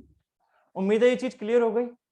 लोकेशन के हिसाब से हमने P1 और P2 यहाँ के प्रेशर मान लिए, ठीक है। अभी हमें और कुछ नहीं पता, अभी हमें सिर्फ प्रेशर की डेफिनेशन पता थी। अब मैं क्या लेके चला, अब मैं लेके चला, अगर इस पर प्रेशर सेम इस पॉइंट पर है, अभी जरा ये सोचना कि अब मैंने क्या किया, ये पॉइंट मैं फिर से यहाँ ना बना के मैं यहाँ बना देता हूँ, क्योंकि यहाँ पर अगर करूंगा तो बहुत सारी चीजें बना दी मैंने, तो ये पॉइंट मैंने यहाँ बना दिया, तो इसका भी कुछ प्रेशर होगा, ठीक है। तो इस प्रेशर को मैंने क्या कर दिया, इस प्रेशर की वैल्यू क्या होगी, इस P1 की प्रेशर की वैल्यू क्या होगी, P1 प्रेशर की value delta F upon delta A. अब मैंने क्या किया, इस डेल्टा ए को थोड़ा दिखा दिया। मैंने बोला ना आपको, ए को आप अपने हिसाब से कुछ भी कर दो, बट उसके हिसाब से फिर फोर्स भी बढ़ेगी, है कि नहीं। तो यहां पर मैंने इस पॉइंट के आसपास के एरियाज को भी ले लिया, मतलब इस पॉइंट के आसपास के पॉइंट्स को भी ले लिया, यस और नो। तो ये मैंने ले लिए पॉइंट्स। अगर मैंने इस पॉइंट को लिया तो मैंने इसको क्या बोल दिया, एरिया को डी, ऐसे बोल दिया कुछ। ये एरिया क्या है मेरा, ए या डी ए या ए, चलो ए ही ले लेते हैं, ठीक है। अब ज्यादा कंफ्यूज नहीं करते हैं, सीधा क्या ले लेते हैं, ए ले लेते हैं। इसका एरिया ले लिया ए। ऐसे ही कोरस्पॉन्डिंग मैंने ये पॉइंट जो लिया था, जैसे यहां दिखा रखा है ना ये पॉइंट, तो इस पॉइंट के आसपास का भी मैंने एरिया ले लिया ए, ये ले लिया ए। इसका भी एरिया क्या है, ए। इसमें भी सेम मॉलिक्यूल्स, मान लीजिए इसके भी 10 मॉलिक्यूल्स हैं, ठीक है, तो इसके भी 10 मॉलिक्यूल्स हो गए, ठीक है, क्लियर। ये पॉइंट यहाँ है, ये पॉइंट यहाँ है। अब मैंने क्या किया, अपनी इमेजिनेशन में इसको एक ऐसे सिलेंड्रिकल शेप में बना लिया। सिलेंड्रिकल शेप हो गई, क्लियर हो रहा है यहाँ तक, सिलेंड्रिकल शेप मैंने ऐसे मान ली। अब देखना जरा, क्योंकि इसके बीच का हर एक पॉइंट क्या होगा, इक्विलिब्रियम में, क्योंकि ये खुद में एक स्टैटिक इक्विलिब्रियम है ना, तो ये भी इक्विलिब्रियम में। अब मैंने क्या किया, ये जो सिलेंड्रिकल शेप ली है इसको जरा अलग से निकाल लो। कितनी देखो तिगड़मबाजी कर रहे हैं हम, क्योंकि इसी तिगड़मबाजी से आपने रोजियत समझना है। ये जैसे मैंने किया तो ये खुद में एक बॉडी हो गई ना, किसकी, फ्लूइड की। जैसे हमने कल निकाला था एक ये वाला पार्ट, ऐसे हमने आज निकाल लिया ये पूरा पार्ट, है ना। एक हाइट जो कि मैं नेग्लेजिबल नहीं मान रहा हूं फिलहाल, एक हाइट के हिसाब से मैंने ये पूरा फ्लूइड का पार्ट यहां निकाल लिया। अब जरा देखना इसके ऊपर फोर्सेस लग रहे होंगे, बिल्कुल लग रहे होंगे, है ना। कल भी हमने लगाए थे sigma X, sigma Y, sigma N लगाए थे।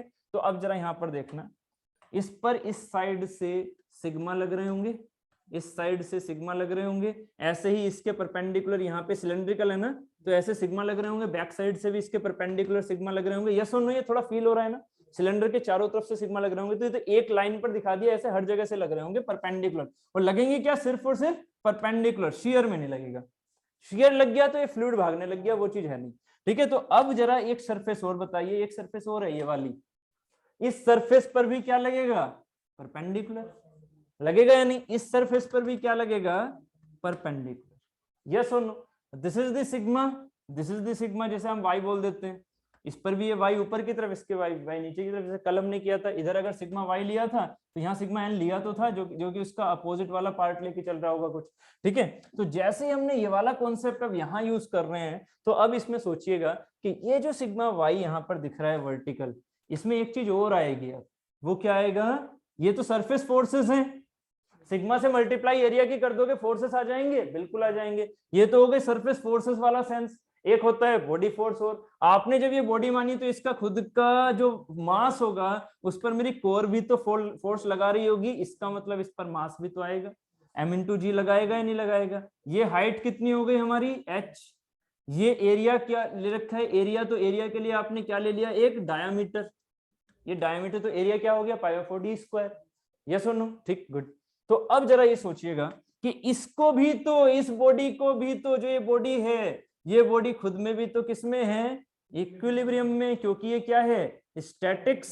तो ये इक्विलिब्रियम है, तो ये जो हम यहाँ मास कंसीडर, अब क्या नेग्लेक्ट कर सकते हैं, नहीं। अगर आपने इतना ज्यादा लिया हुआ है तो मास को नेग्लेक्ट थोड़ी करोगे, अगर हाइट ली हुई है तो, है ना। अगर हाइट ली हुई है तो मास कंसीडर करेंगे, और मास की वजह से कहीं भाग ना जाए, थोड़ा फील करना, मास की वजह से कहीं भाग ना जाए, रुका रहे स्टेबल इक्विलिब्रियम में। तो अब जरा लॉजिकल आंसर देना, प्रेशर की वजह से जो फोर्स लगने वाला है, जिसे आप प्रेशर फोर्स बोले थे अभी थोड़ी देर पहले, P into D A, P into D A, यहाँ पर DF है या नहीं, yes, P into D A यहाँ DF है, P into D A, P2 into D A यहाँ पर DF2 है, यस और नो। इसका मतलब यहां अगर मैं उस एरिया में लेके चल रहा हूं जिसमें मॉलिक्यूल्स और भी हैं, यहां एक एरिया में लेके चल रहा हूं जिसमें मॉलिक्यूल्स और भी हैं, और एरिया है एकदम कांस्टेंट, एरिया है एकदम कांस्टेंट, तो यहां पर लगने वाला प्रेशर फोर्स कितना होगा, जो ये सिग्मा वाई है, क्या ये सिग्मा वाई मेरा प्रेशर नहीं होगा। अभी जो समझा हमने, सिग्मा वाई की वैल्यू डायरेक्टली मैं प्रेशर लिख सकता हूं at this location, yes, at this location सीधी में सिग्मा वाई की वैल्यू P लिख सकता हूं। इसे मैंने क्या लिख दिया, P1, क्योंकि जैसे जैसे एरिया बढ़ाओगे फोर्स भी तो बढ़ेगा, तो इस हिसाब से P1 तो कांस्टेंट रहेगा। Very good. यहाँ वाली चीज को मैं क्या लिख सकता हूँ जो ऊपर की तरफ लग रही है दिखते हुए, this is the P2, yes और नो। बट ये ऊपर की तरफ दिख रही है, समझ रहे हो, बट इस पॉइंट पर जब प्रेशर देखोगे तो क्या होगा, हर तरफ से सेम। तो इसलिए कभी कभी ऐसा लगता है कि प्रेशर ऊपर की ओर लग रहा है, प्रेशर नीचे की ओर लग रहा है, ये टर्मिनोलॉजी है गलत। समझ में आ रहा है, क्योंकि ये जब भी चीज आप बात करोगे तो हमेशा लोकेशन वाली चीज के बारे में सोचोगे। तो ये प्रेशर हमेशा क्या लगता है, एक इक्विलिब्रियम सेंस में। ठीक है, तो ऐसे नहीं कि ऊपर से लग रहा है नीचे से लग रहा है। ये क्या है जो ऊपर और नीचे से टोटल वैल्यू दे रहा है, this is the pressure force. ये मैग्नीट्यूड है इस सिग्मा का, ये मैग्नीट्यूड है। डायरेक्शन क्या है, डायरेक्शन है प्रेशर फोर्स की, जिसे आप डीएफ बोल रहे थे। तो डीएफ इंटू डीए हमारा क्या बन के आ जाएगा, सॉरी पी इंटू डीए हमारा क्या बन के आ जाएगा, डीएफ। तो यहां पर आप फोर्स जो बोलोगे, उम्मीद है ये थोड़ा फिगर समझ में आ गया होगा। तो इसको मैं फाइनली एक सिंपल और एक सिमेट्रिक फिगर में यहाँ पर दिखा देता हूं, जो फाइनली बोलना चाह रहा हूं, दैट इज दी कि ये जो है इस पर क्या लगेगा, इस पर नेट फोर्स नीचे की ओर आएगा ऊपर वाले पार्टों की वजह से। वो कितना होगा, वो होगा F1, इसको 1 मान लिया।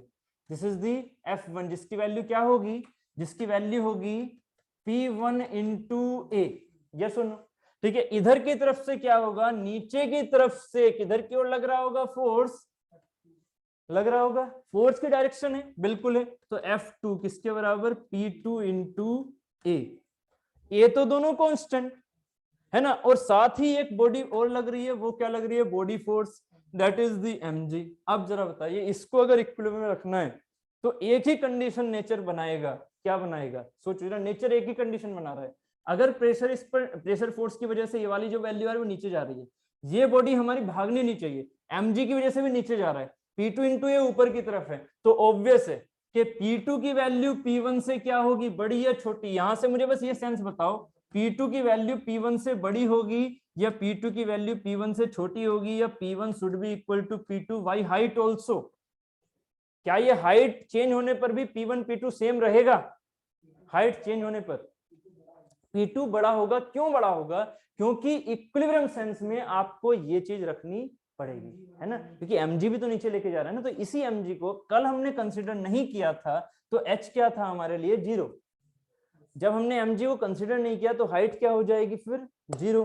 तो F2 बैलेंस कर रहा है किस चीज को, F1 और mg को, है ना। तो पहले मैं चलो इक्वेशन लिख देता हूं, उसके बाद हम बात कर लेते हैं। पहले इक्वेशन लिख देता हूं। तो फॉर इक्विलिब्रियम क्या हो जाना चाहिए, फॉर इक्विलिब्रियम क्या हो जाना चाहिए, फॉर इक्विलिब्रियम, ठीक है, for equilibrium F2 equal to, ऊपर की तरफ बराबर हो गए F1 प्लस में mg। ठीक है, F2 की वैल्यू आपने क्या लिख दी, P2 into A, equal to F1 की वैल्यू कितनी है, P1 into A, and plus में mg। m क्या होता है, rho into density, sorry rho into volume. Volume कितना हो गया, a into cross section area into height, ये volume into density into g। Clear. अब जरा देखना है यहाँ से क्या क्या हो गया, P2 P1 A H rho G, A से A सारे कैंसिल। ठीक है, सिलेंड्रिकल फॉर्म ले रखी है हमने इमेजिनरी। तो यहां से क्या बन गया, P2 minus P1 equal to rho ji H. तो प्रेशर में डिफरेंस की वैल्यू निकली है, फोर्स में डिफरेंस की नहीं। ये क्या निकली है, प्रेशर में डिफरेंस की वैल्यू। फोर्स में डिफरेंस की वैल्यू सीधी क्या है, F2 माइनस F1 किसके बराबर है, जो उसका वेट है। फोर्स में डिफरेंस ये है, जबकि प्रेशर में डिफरेंस क्या है, rho ji h. This is the delta P equal to rho ji h due to height change. अगर मैं h की वैल्यू 0 कर दूं तो क्या हो जाएगा, अब ये वाला क्वेश्चन मैं यहाँ पूछ रहा हूँ आपसे। अगर मैं हाइट की वैल्यू, उम्मीद है यहाँ तक समझ में आ गया। ऑनलाइन वाले यार प्लीज बता दो भाई, यहाँ तक समझ में आ रहा है, गुड पीयूष जी। ठीक है, जल्दी से बोलो, यहाँ तक समझ में आया कि जो हमारे पास डेल्टा पी की वैल्यू है वो हमारे पास रो जी एच है, ना कि फोर्स डिफरेंस की। ठीक है, आगे, ठीक है, आगे चलें। फिर आगे चलें, मैं अब आपसे एक क्वेश्चन पूछ रहा हूँ सिंपल सा। ठीक है, इसको क्रॉस रीचेक करने के लिए एक छोटा सा क्वेश्चन पूछ रहा हूँ कि अगर मैं यहाँ पर ये जो मास जो हमने mg माना था इसका, ठीक है, और यहाँ पर ये लग रहा था F1 और ये ऊपर की साइड में लग रहा है F2, इस वाली कंडीशन पर लगाते हुए, क्योंकि नीचे ये FBD है ना, तो FBD में हमेशा क्या होता है, एक्सटर्नल फोर्स। इस वाली की वजह से इंटरनल थोड़ी दिखाएंगे, mg इंटरनल नहीं होता, mg होता है कोर की वजह से लगने वाला फोर्स, तो वो भी तो एक्सटर्नल है ना। ठीक है, इसीलिए mg दिखाया जाता है। नेक्स्ट जो चीज मैं बोल रहा हूं तो यहाँ पर कि अगर मैं mg को नेग्लेक्ट मान लूं, इसका मतलब क्या हुआ, ये दोनों पॉइंट कहाँ मिल गए, h की वैल्यू क्या हो गई 0, तभी तो मेरा m 0 होगा, तभी तो मेरा m 0 होगा। इसका मतलब क्या हुआ, ये दोनों पॉइंट कहाँ पहुंच गए, एक ही जगह, एक ही जगह पहुंच गए। ये जो चीज है अगर h को नेग्लेक्ट मानोगे तो ये वाले सरफेस कहाँ पहुंच गई, यहीं पर, तो ये दोनों एक ही हो गए। अब क्या होगा, अब क्या होगा, मैंने अभी तो समझाया था आपको कि ये जो यहाँ पर F1 लग रहा है, ये जो नीचे से यहाँ पर F2 लग रहा है, अब दोनों बराबर हो गए, दोनों बराबर हो गए। इसी की वैल्यू इसके हिसाब से क्या हो जाएगा, P1 बराबर P2। इसका मतलब फिर से वही आ गया ना पॉइंट वाली कंसिडरेशन, कि अगर एक लोकेशन को देखते हो तो हमेशा क्या लगता है, सिग्मा सिग्मा दोनों क्या होंगे, सेम, और वो वैल्यू किसके बराबर है, मैग्नीट्यूड वाइज पी के बराबर, मैग्नीट्यूड वाइज क्या है वो, पी के बराबर। यस और नो, फिर से वही कहानी बन के आ गई। ठीक है, इसीलिए ये जो कहानी होती है ना पी वाली, वो हमेशा होती है नेग्लिजिबल मास के लिए, जबकि ये कहानी जो है ये किसके लिए है, मास फुल कंडीशन, तो हमेशा प्रेशर में क्या आएगा, डिफरेंस। यह है मास फुल कंडीशन, इसका मतलब प्रेशर में आएगा डिफरेंस, कहाँ के लिए, लोकेशंस के लिए। तो लोकेशंस पर डिफरेंस हाइट की वजह से जो आ रहा है ना, तो प्रेशर में भी डिफरेंस आएगा।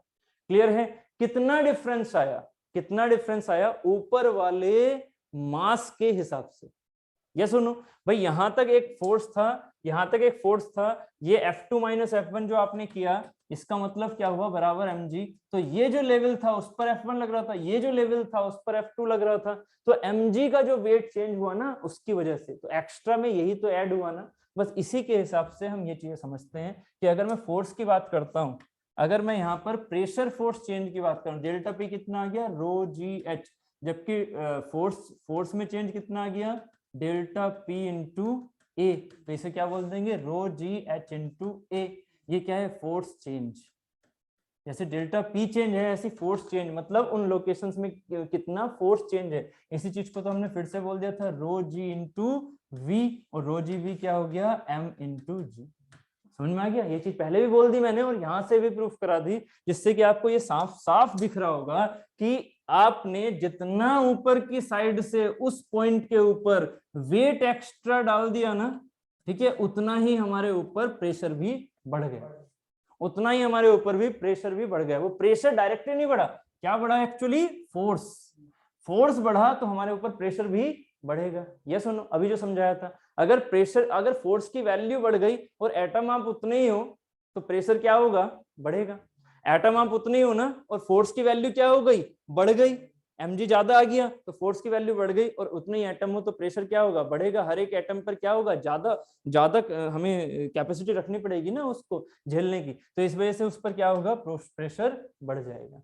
क्लियर हुआ इतना, ठीक है। तो अब हम यहाँ पर बात करने वाले हैं प्रेशर के टाइप्स की। तो ये एक रिलेशन था जो कि आपको हमेशा याद रखना है, इसी को मैंने डिराइव भी करवा दिया। This is the hydrostatic pressure at a point in a static fluid. ये हमारा डेरिवेशन हो गया एक, ठीक है। अब इस डेरिवेशन के तहत हम आगे चीजों को लेके चलेंगे। तो अब हम चलते हैं कहाँ पर, प्रेशर के लिए, ठीक है।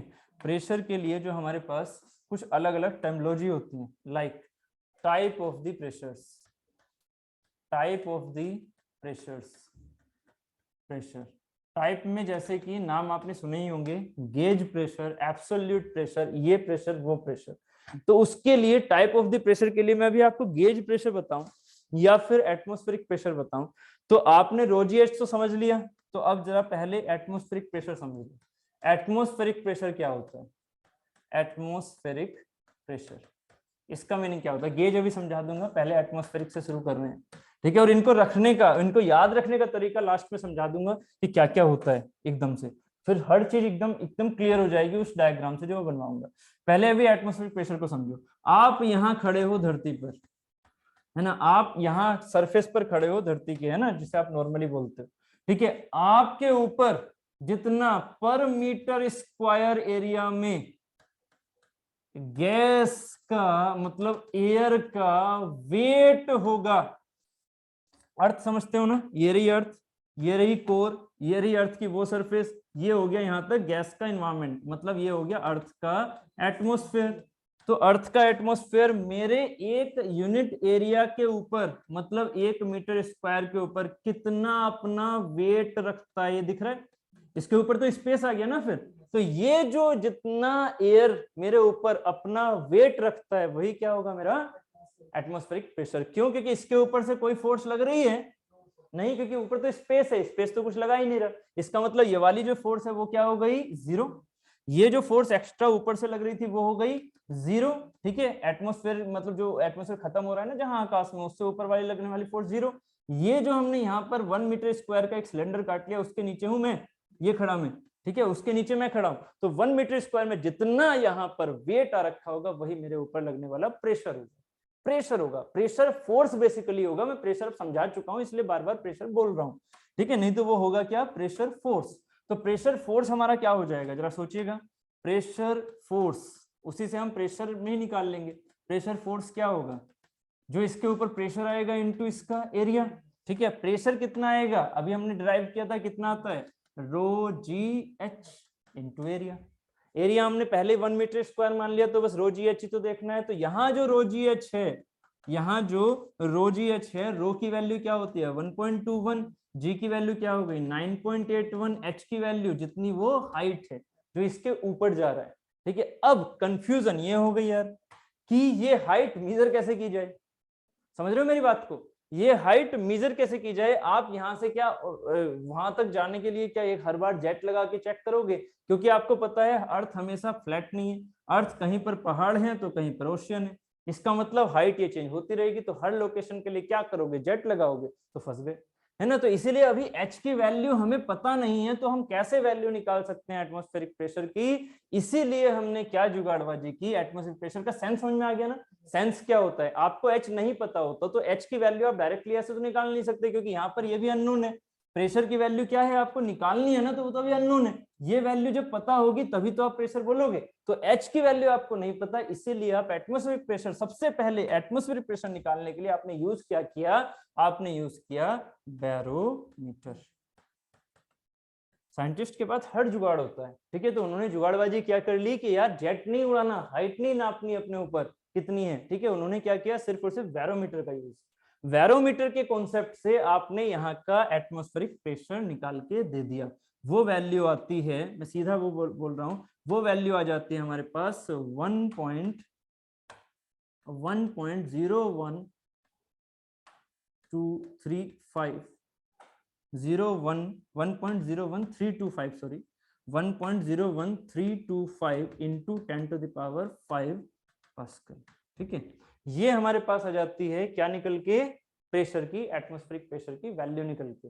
ये वैल्यू कहां से आई अभी सीधा आपसे प्रूफ करवाऊंगा, उसकी टेंशन मत लो। बट किसमें करवाऊंगा?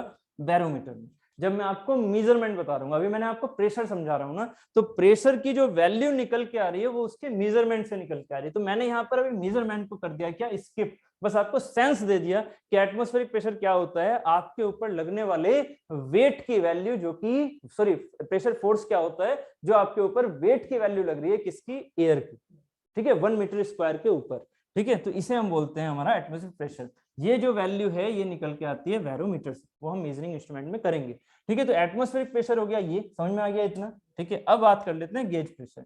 गेज प्रेशर क्या होता है? इन सबको मैं एक साथ लेके चलूंगा, फिर समझ में आ जाएगा सब कुछ। पहले गेज प्रेशर और समझो। गेज प्रेशर वो प्रेशर है जो कि आपके ऊपर लग रहा है, बट वो एटमॉस्फेरिक प्रेशर से भी ज्यादा है या फिर कम है। ठीक है, सेंस समझिएगा। आपके पास एक होता है रेफरेंस प्लेन। चलो मैं आपको ना एक चीज वो जो है ना फाइनली वो समझा दूं। एटमॉस्फेरिक प्रेशर तो समझ में आ गया, मैं एक बार रेफरेंस समझा दूं जिससे कि ज्यादा लंबा ना खींच जाएगी। ठीक है, क्योंकि हमें ज्यादा लंबा खींचना भी नहीं है ना, चीजों को थोड़ा थोड़ा फास्टली भी लेके चलना है। तो वही चीज मैं यहाँ पर कर रहा हूँ अभी। क्या मैंने ले लिया एक रेफरेंस, उम्मीद है यहाँ अगर मैं रेफरेंस लेके चल रहा हूँ तो इसका प्रेशर क्या माना मैंने? जीरो।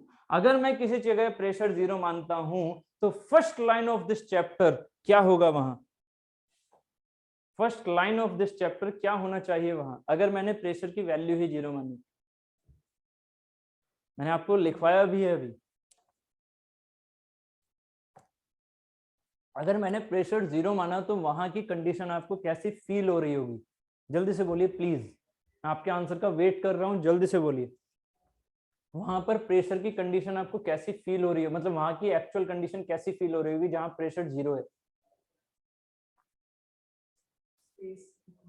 स्पेस की कंडीशन, यस और नो। अरे ऑनलाइन वालों भाई सो गए क्या? यस और नो। ठीक है, एक स्पेस की तरह दिख रहा होगा। मैंने क्या बोला? Existence of the molecule, existence of the molecule ही तो हमारा प्रेशर दिखाएगा, और साथ ही एग्जिस्टेंस ऑफ मॉलिक्यूल तो हैं, बट वो एक दूसरे पर मोमेंटम नहीं लगा रहे, कोलिजन कर नहीं रहे, तो क्या होगा वहां पर? वहां पर प्रेशर होगा क्या? नहीं। ठीक है, एक कंडीशन क्या है आपकी कि वहां पर मॉलिक्यूल हो ही ना, वहां पर मॉलिक्यूल हो ही ना। एक तो ये हो गई कि मॉलिक्यूल वहां है ही नहीं, मतलब क्या है? स्पेस एकदम उस लोकेशन पर क्या है? लोकेशन पर, ये लोकेशन ही तो होती है ना प्रेशर बस, तो लोकेशन पर क्या है? स्पेस। इस साइड में कोई मॉलिक्यूल है ही नहीं, और वो खुद में भी मॉलिक्यूल नहीं है जिसकी स्टडी कर रहे हो, समझ रहे हो ना? वो सिर्फ स्पेस है, लोकेशन है। तो उस पर क्या लग रहा है? कुछ भी नहीं लग रहा है ना, तो प्रेशर क्या हो गया? जीरो। या फिर अगर एक मॉलिक्यूल ये है और दूसरा मॉलिक्यूल ये है, ये कभी एक दूसरे को वाइब्रेट करके कोलाइड ही नहीं कर रहे, ये सिर्फ ऐसे पड़े हुए हैं बस। स्पेस में दो मॉलिक्यूल हैं बट वो ऐसे ही पड़े हुए हैं, वो एक दूसरे को कोलाइड नहीं कर रहे, तो क्या प्रेशर होगा? नहीं। मैंने क्या बोला शुरू की लाइन? मोमेंटम ट्रांसफर होना चाहिए, ये पीडीएफ में लिखा हुआ है, मोमेंटम ट्रांसफर होना चाहिए प्रेशर के लिए। अगर मोमेंटम ट्रांसफर नहीं है तो वो प्रेशर नहीं होगा। ठीक है, तो प्रेशर हो गया जीरो। उम्मीद है समझ में आ गया। ये हो गई मेरी रेफरेंस लाइन। रेफरेंस लाइन से आपने प्रेशर को आप काउंट करना शुरू किया। अब क्या है? एग्जिस्ट हो गए, एग्जिस्टेंस में मॉलिक्यूल आने लग गए मॉलिक्यूल बहुत सारे बढ़ते जा रहे हो। ठीक है, जैसे जैसे भरे, अब जरा सोचना, एक रूम ले लो जिसमें आप बैठे हुए हो इस टाइम, उस रूम में पहले कर दो एकदम स्पेस खाली, एकदम कोई भी मॉलिक्यूल नहीं है एयर का, एकदम खाली कर दो, और अपने आप के बारे में सोचो, आपके ऊपर क्या लग रहा है? प्रेशर लग रहा है? नहीं, जीरो एकदम। यस, तो ये लाइन हो गई। अब मैंने क्या किया? मैंने कहा कि यार इसमें अब ना गैस को भरते चलो, गैस को भरते चलो। ये वाला कॉन्सेप्ट भूल जाओ जो मैंने अभी समझाया था। कौन सा वाला? ये वाला। कौन सा वाला? ये वाला। अभी फिलहाल के लिए ये छोड़ दो। ठीक है, अभी सिर्फ क्या करो कि आप मेरे ऊपर गैस से जो एयर है उससे बम्बार्डिंग करनी शुरू कर दो, जो एयर है उससे बम्बार्डिंग करनी शुरू कर दो। अब क्या हो रहा है? मुझे फील होगा एक्स्ट्रा प्रेशर। यस, मतलब मुझे फील होगा प्रेशर फोर्स, और उसकी कैलकुलेशन हम किसकी हेल्प से करेंगे? प्रेशर की हेल्प से। तो अब जरा आप उसमें क्या करते हो? एयर भरना शुरू कर दो, एयर भरना शुरू कर दो, भरना शुरू कर दो, भरना शुरू कर दो। आपको कैसा लगेगा? प्रेशर ज्यादा। वो प्रेशर की वैल्यू जब हमारी एटमॉस्फेरिक प्रेशर के मैग्नीट्यूड से बराबर हो गई, इसको क्या बोला? इसको बोला हमने 1 atm। अब ये सारी यूनिट समझाऊंगा, अभी फिलहाल के हिसाब से क्या याद रखो? 1.01325 इंटू 10⁵ पास्कल। इसके मैग्नीट्यूड के जैसे ही बराबर हो गई जो आप मुझ पर एयर की बम्बार्डिंग कर रहे हो, भरते जा रहे हो, वो वैल्यू जैसे ही 1 atm के बराबर हुई तो मेरे ऊपर क्या लग रहा है? Atmospheric pressure. मेरी बात को समझो, बहुत इजी हो जाएगा अगर ऐसे फील करोगे तो। एटमॉस्फेरिक प्रेशर, ठीक है, इसे क्या बोल देते हैं? Atmospheric pressure. क्लियर? अगर मैं आपसे कहता हूं कि ये एक बम्बार्डिंग जो मुझे आप कर रहे थे, समझ रहे हो ना, ये रूम में आप बैठे हुए थे और इस पर मैं क्या कर रहा हूं? यहाँ पर बम्बार्डिंग करवा रहा हूं एयर की, बहुत ज्यादा आपके ऊपर। तो आपने इसमें मान लीजिए कितने मॉलिक्यूल भर दिए? 1000 मॉलिक्यूल भर दिए एयर के। तब जब 1000 मॉलिक्यूल मेरे ऊपर बम्बार्डिंग करते हैं तो वो मेरा एटमॉस्फेरिक प्रेशर मुझे फील होता है। मान लीजिए आप उसमें 100 मॉलिक्यूल और भर देते हो, तो कितने हो गए? 1100। और 1100 उसी वेलोसिटी से आ रहे थे, उसी मोमेंटम को ट्रांसफर कर रहे थे। तो अब जरा सोचो क्या होगा? ज्यादा प्रेशर फील होगा। किससे ज्यादा प्रेशर फील हुआ? एटमॉस्फेरिक प्रेशर से। तो इसी चीज को जब हम कहते हैं कि एटमॉस्फेरिक प्रेशर से ज्यादा प्रेशर फील हो रहा है, ठीक है, तो उसे हम बोलते हैं गेज प्रेशर। ये क्या होगा मेरा? Gauge pressure. बट ये जो गेज प्रेशर है इसको हम क्या बोलेंगे? ये भी याद रखना, positive gauge pressure. This is the positive gauge pressure. समझ रहे हो? ये जो यहां से, अब रेफरेंस कहां से सुना? एटमॉस्फेरिक प्रेशर से। तो 1100 जो वैल्यू है ना, 1100 वाली, 1100 मॉलिक्यूल्स की, हमें उसको कंसिडरेशन नहीं करना है। हमें किसको करना है? जो 100 एक्स्ट्रा आ गए उनको कंसिडरेशन करना है। तो मेरा ये जो ये 1 atm से जितना एक्स्ट्रा प्रेशर मेरे ऊपर फील हो रहा है, that is the gauge pressure. जितना एक्स्ट्रा फील हो रहा है, and that is the positive gauge pressure. ये याद रखना, पॉजिटिव गेज प्रेशर है। अगर मैं आपसे कहूं कि यार टोटल कितना फील हुआ, जो शुरू वाली कहानी थी मेरी, शुरू वाली कहानी कोई भी एटम था ही नहीं, मेरे ऊपर, तो मुझे क्या था, 0 लग रहा था। बट अब जब मैं 1100 को बम्बार्डिंग 1100 मेरे ऊपर हो रहे हैं, तो उससे मुझे क्या लग रहा है कि उससे मुझे लग रहा है कि 0 से तो यार मैं इतना ज्यादा चला। ध्यान देना, 0 से मैं कितना ज्यादा चला, 0 से मैं इतना ज्यादा चला, तो इसे क्या बोलते हैं, इसे बोलते हैं एब्सोल्यूट। समझते हो ना, एब्सोल्यूट। तो एब्सोल्यूट कंडीशन कहां से है, 0 से। तो this is the absolute pressure. अब आप कहोगे कि एब्सोल्यूट प्रेशर सर ऑलवेज क्या एटमॉस्फेरिक प्रेशर से ऊपर होता है ना। एब्सोल्यूट का मीनिंग होता है जहां आपने शुरुआत की थी, इसका मतलब आपके ऊपर एटम थे ही नहीं, जैसे जैसे एटम आने शुरू हुए तो उस कंडीशन से आपकी इस टाइम की प्रेजेंट कंडीशन कैसी है, वो होती है एब्सोल्यूट। तो यहां पर एब्सोल्यूट ये भी है, ठीक है। अगर मैं आपसे कहूं, अब थोड़ा और ध्यान दो, ये तो एक एग्जांपल हो गया, ठीक है। अब उसी एग्जांपल में, इसी फ्लेक्सिबिलिटी में जरा ये और सोचो, यहां भी 100 एटम आपने एक्स्ट्रा नहीं डाले, 1000 में से आपने 100 निकाल लिए, तो कितना हुआ, 100 अगर आपने इसमें से निकाल लिए तो कितना हुआ। अब जरा सोचो, 1000 आपने मेरे ऊपर बम्बार्डिंग की, फील हो गया एक एटीएम। अब क्या किया कि नहीं नहीं 1000 नहीं डालने, हमें 100 डालने हैं, तो 100 सॉरी 900 डालने हैं, तो 100 आपने निकाल लिए। अब मुझे क्या फील होगा, 1 एटीएम फील होगा, नहीं 1 एटीएम से कम फील होगा ना। तो आपने 1 एटीएम से जितना कम फील किया, अब यहां से थोड़ा सा ध्यान देना, 1 एटीएम से कम फील होगा, इसको मैं क्या बोल रहा हूं, मतलब 1 एटीएम से थोड़ा नीचे। बट ये क्या है, ये मुझे एक कैसा फील दे रहा है, क्या मेरा एटमॉस्फेरिक प्रेशर के बराबर फील दे रहा है, नहीं, ये उससे कम फील दे रहा है। जब बढ़ जाता है निगेट कम का, तो कम का मतलब होता है निगेटिव, तो इसी को बोलते हैं, अगर एटमॉस्फेरिक प्रेशर को मैं रेफरेंस मानता हूं, तो ये रेफरेंस के बेसिस पर मैं वर्ड क्या यूज करता हूं, गेज। तो इसी के हिसाब से ये भी क्या होगा, गेज। समझ रहे हो, जहां से मैं एरो चला रहा हूं ना, वो मेरे रेफरेंस हैं, जहां से एरो चला रहा हूं। तो यहां से एरो चलाया था तो ये रेफरेंस था, तो गेज बोला। यहां से एरो चलाया तो यही रेफरेंस है, तो गेज ही बोलूंगा ना, बिल्कुल। बट ये गेज कौन सा है, ये वाला प्रेशर, ये गेज कौन सा है, निगेटिव गेज। इसे क्या बोलते हैं, निगेटिव गेज प्रेशर। इसी का एक दूसरा नाम और हो जाता है, इसे बोल देते हैं हम वैक्यूम, वैक्यूम प्रेशर। अब ये गलती मत करना, वैक्यूम प्रेशर हमारा एटमॉस्फेयर से कितना कम है वो वैल्यू होती है। गलती मत करना, एटमॉस्फेयर से कितना कम है वो वैल्यू होती है। तो प्लीज मुझे आंसर दो, जो मैं ये एग्जांपल लेके चल रहा हूं कि एटमॉस्फेयर से हमारा कितना कम हुआ, यहां पर मैं कितने के बेसिस पर वैक्यूम प्रेशर बोलूंगा, जो मैंने एग्जांपल लिया है अभी। ये 100 से, ये 1000 से 900 कर दिया ना मॉलिक्यूल, एग्जाम्पल में मैंने निकाल दिया ना, तो कितने मॉलिक्यूल की वजह से मेरा गेज वैक्यूम प्रेशर लग रहा है, 900 की वजह से या 100 की वजह से या 1000 की वजह से, बोलिए 900 की वजह से या 100 की वजह से या 1000 की वजह से, यहां पर वैक्यूम प्रेशर किसकी वजह से लगेगा, आप भी बताइए, सोचना आराम से। मैंने बोला वैक्यूम प्रेशर किसकी वजह से लगेगा, 900 की वजह से जो बाद में रह गए, या 1000 की वजह से जिससे एटमॉस्फेरिक प्रेशर फील हुआ था, या 100 की वजह से जो आपने एटमॉस्फेरिक प्रेशर से निकाले थे 100, तब 900 आया था। सोच के देखो क्या होगा, किसकी वजह से। एग्जाम्पल समझ रहे हो, फील हो रहा है तभी आंसर दे पाओगे, नहीं तो सब कुछ मिक्स रहेगा।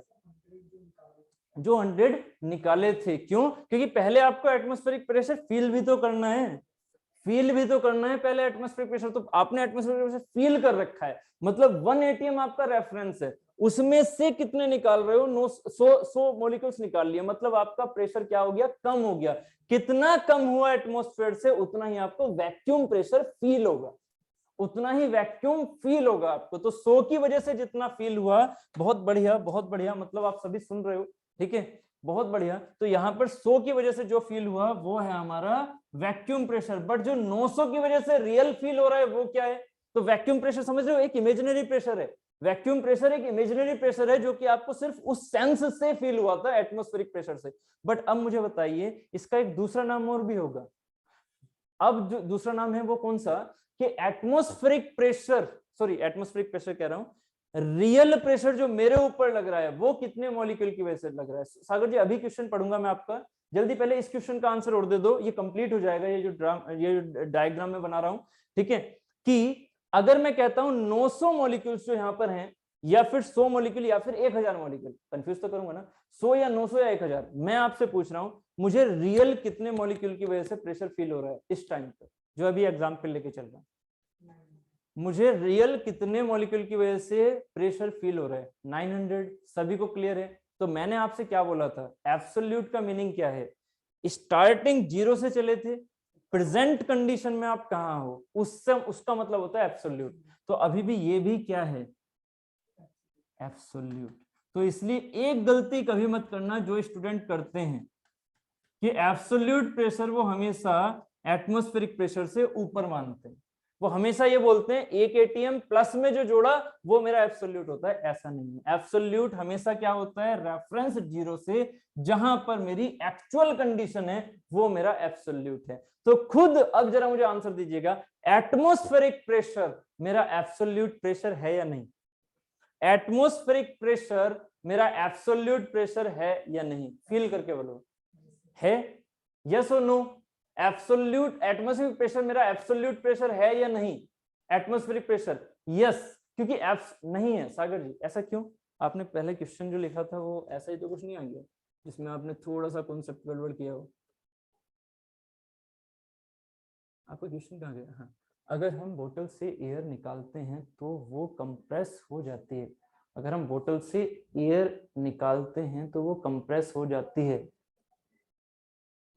ये कौन सी वाली बात कर रहे हो? जो हम ये पानी वाली पीने वाली बातें करते हैं, ठीक है, उसमें आप जो कंप्रेशन करते हो ना वो बहुत ज्यादा करते हो, सक्शन बोलते हैं उसे। ठीक है सागर जी, उसे क्या बोलते हैं हम? सक्शन। ठीक है, उम्मीद है आपने थर्मल में पढ़ा होगा। ठीक है, उम्मीद है आपने थर्मल में पढ़ा होगा ये वाली चीज। ठीक है, इसमें ये वाली चीज पढ़ी होगी आपने। ऐसे जा रहे हैं, यहां से इसके एयर को निकाल लो, अगर पहले से रखा हुआ है तो क्या होगा, यहाँ पर इसकी प्रोसेस को कहते हैं हम सक्शन। ठीक है, तो यहाँ पर क्या हो रहा है, यहाँ पर वैक्यूम प्रेशर क्रिएट हो रहा है अगर ये पहले से एटमॉस्फेरिक प्रेशर पर भरी हुई है बोतल तो। ठीक है, तो इस वजह से वो कंप्रेस हो रही है क्योंकि वहां पर सक्शन हो गया है, मॉलिक्यूल्स को आप खींच रहे हो। इसका मतलब ये नहीं हुआ, अगर आपसे मैं ये कहता हूं सिंपली कि एक बोतल के अंदर आप खुद इस चीज को फील करो, आप ये बोतल है इसमें पानी नहीं है, आपने जो एग्जाम्पल सोचा है ना इसके बारे में बता रहा हूं, ये बोतल है इसके अंदर पानी नहीं है, आप जब तक इसको माउथ से लगाओगे नहीं और एक अपनी तरफ से एक्सटर्नल फोर्स लगाओगे नहीं तब तक ये पिचकेगी नहीं। यस और नो? क्लियर है? आपने जब तक एक्सटर्नल फोर्स नहीं दिया तब तक ये क्या पिचकी नहीं पिचकी ना। तो आपने क्या किया, आपने इसको एक्सटर्नल फोर्स देके इसकी सॉलिड बाउंड्री को कम करवाया, सॉलिड बाउंड्री को कम करवाया। ठीक है, तो इसी प्रोसेस को हम बोलते हैं सक्शन करना एक्सटर्नल फोर्स की हेल्प से। ठीक है, अभी जो मैं बता रहा हूं वो फीलिंग जो कि प्रेशर की होती है, कि प्रेशर अगर आपको एटमॉस्फेरिक से कम लग रहा है, बिल्कुल लग सकता है, बिल्कुल आपको जो फील हो सकता है वो एटमॉस्फेरिक से कम हो सकता है, उसी को हम क्या बोलते हैं, वैक्यूम प्रेशर। इसे हम क्या बोलते हैं, वैक्यूम प्रेशर। ठीक है, तो वैक्यूम प्रेशर क्या है, निगेटिव गेज प्रेशर। ठीक है, क्लियर हो रहा है? ठीक है, 900 1000 थे, आपने 900 निकाल लिए, वो सॉरी 100 निकाल लिए, तो 900 तो अभी है ना उसमें। और आप क्या कर रहे हो, जब इसको ऊपर ले रहे हो, जब इसको सक्शन करवा रहे हो, तो आप इसके अंदर एक भी मॉलिक्यूल रखना नहीं चाह रहे हो, है ना। तब वो चीज उस जगह जहां पर मॉलिक्यूल्स नहीं है, जैसा हमें निगेटिव एकदम सेंस हो रहा है, तभी तो ये चीज पिचक जाएगी उधर की तरफ। यस सुनो? ठीक है, क्योंकि यहाँ पर मॉलिक्यूल्स फिर आप निकाल नहीं रहे हो, आप उसमें एक्सटर्नली अप्लाइड कर रहे हो एक कंप्रेसिव फोर्स अपनी तरफ को। ठीक है, इस वजह से वो क्या हो जाती है, कंप्रेस। ठीक है, अगर यही काम आप स्टील बोतल में करोगे कभी नहीं होगा। क्यों? क्योंकि स्टील की कैपेसिटी ज्यादा है आपके माउथ के सक्शन से। ठीक है, चलिए, तो अभी हम नेक्स्ट चीज लेके चलते हैं। हाँ, आपने बोला एटमॉस्फेरिक प्रेशर कंप्रेस करेगा।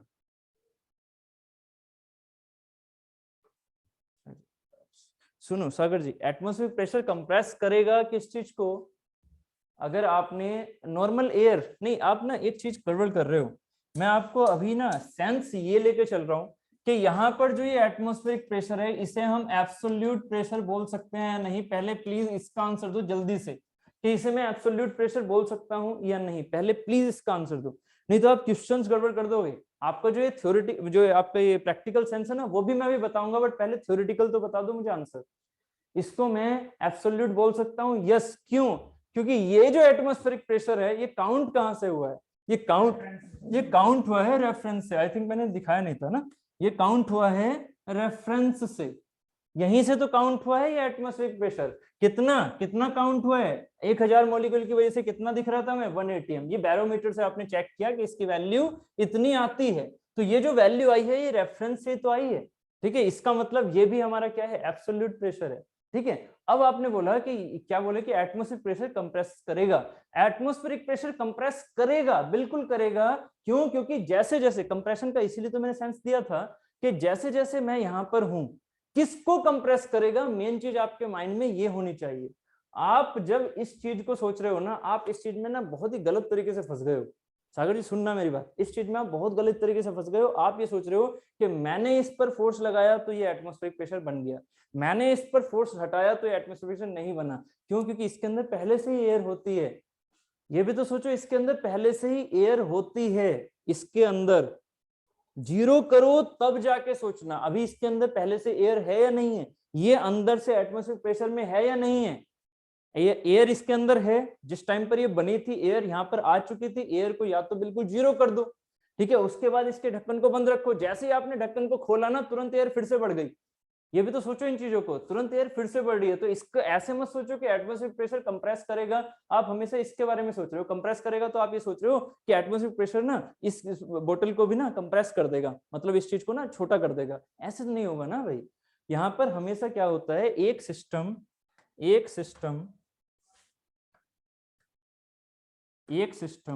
ये जरा सोचना, आपने इस बोतल पर, प्लीज सभी देख लो, अगर ऐसा क्वेश्चन आपके माइंड में चल रहा है तो प्लीज सभी देख लो। एक सिस्टम, क्यों यहां पर ये बोतल, ठीक है, क्यों यहां पर ये बोतल कंप्रेस हो रही है, क्यों यहां पर ये बोतल इस कंडीशन में है। अगर मैंने जिस टाइम पर ये मैन्युफैक्चरिंग की थी उस टाइम पर बोतल क्या इसमें नेट लगा हुआ था? नहीं। जिस टाइम पर ये मैन्युफैक्चरिंग होगी नेट तो नहीं लगा हुआ, नेट तो बाद में लग रहा, ठीक है। तो जब ये नेट इस पर नहीं लगा हुआ था, जब ये मैन्युफैक्चरिंग हो गई, तो एयर इसमें है, एयर इसमें है। अब एक बात बताना, ये एयर जो इसके ऊपर लग रही है, ठीक है, ये एयर कितने के प्रेशर के साथ में है? ये इधर वाला प्रेशर कितना लग रहा है, इधर वाली आउटर एटमॉस्फेरिक का प्रेशर कितना लग रहा है? 1 atm। इसका भी कितना लगेगा? 1 atm। थोड़ा मेरी बात को समझना, ये भी 1 atm, ये भी 1 atm। आपने क्या किया, ये बोतल थी, 1 atm लग रहा था, 1 atm लग रहा था। आपने क्या किया, प्रेशर के हिसाब से, एरिया के हिसाब से मल्टीप्लाई प्रेशर फोर्स हो गया। दोनों साइडों से प्रेशर फोर्स क्या लग रहे हैं? सेम। दोनों साइडों से प्रेशर फोर्स लग रहे हैं सेम। आपने अब इसे बोतल को रखा है एकदम पानी से खाली, ये क्या है, बिल्कुल खाली, ठीक है, खाली है एकदम। आपने इसको हटाया, क्या हुआ, दोनों साइडों से प्रेशर सेम। आपने इसको बंद कर दिया। अब तो अब ये बताइए, अंदर जो है, जो प्रेशर अब अंदर है वो कितना था इसमें, जो अंदर प्रेशर है वो कितना था इसमें, क्योंकि आपने जिस टाइम पर उस चीज को बंद किया है उस टाइम पर आपने एक्सटर्नल फोर्स लगाया उसको बंद करने के लिए, या नहीं? ये जो इसकी यहां पर जिन्हें क्या बोलते हैं, थ्रेड्स, उन थ्रेड्स पर जो फोर्स लग रहा है, जो आप लगा रहे हो वो किसी के अपोजिट लगा रहे हो। समझना इस चीज को, ये किसी के अपोजिट लगा रहे हो, तो अंदर अभी भी कितना प्रेशर? 1 atm। और 1 atm है तो फोर्स भी कितना?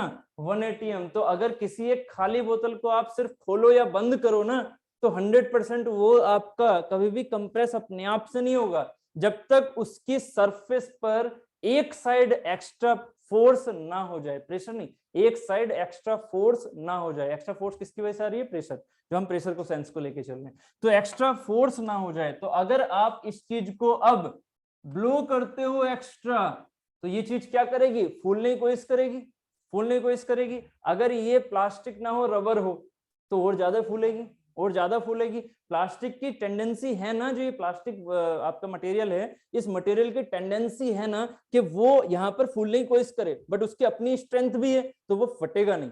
समझ रहे हो? वो टीयर नहीं होगा बीच में से, ठीक है। बट अगर बहुत ज्यादा फोर्स लगा दोगे, बहुत ज्यादा ब्लो करने की कोशिश करोगे, तो वो एक कंडीशन की बाद क्या हो जाएगा? टीयर हो जाएगा। क्यों? क्योंकि आपने प्रेशर यहाँ पर बढ़ा दिया, और इधर वाला क्या होगा, प्रेशर अभी भी 1 atm है। अगर इसमें से एयर को आप करोगे अपने अंदर शक, तो क्या होगा कि ये 1 atm से क्या होगा? कम। और जैसे ही 1 atm से कम हुआ, तो यहां पर लगने वाला अंदर से प्रेशर फोर्स जो है वो हो जाएगा कम। कहाँ के? आउटर के, क्योंकि यहाँ का है पी आउटर ज्यादा, 1 atm क्या है, इसके कम वाले से है ज्यादा। इस वजह से ये वाला जो प्रेशर फोर्स है, ये प्रेशर फोर्स क्या कर रहा होगा? इसको कंप्रेस। बट ये कंप्रेस सिर्फ और सिर्फ तभी तो कर पाएगा जब मटेरियल में उतनी कैपेसिटी है। अगर ये स्टील हो तो क्या ये कंप्रेस हो पाएगा? कभी नहीं।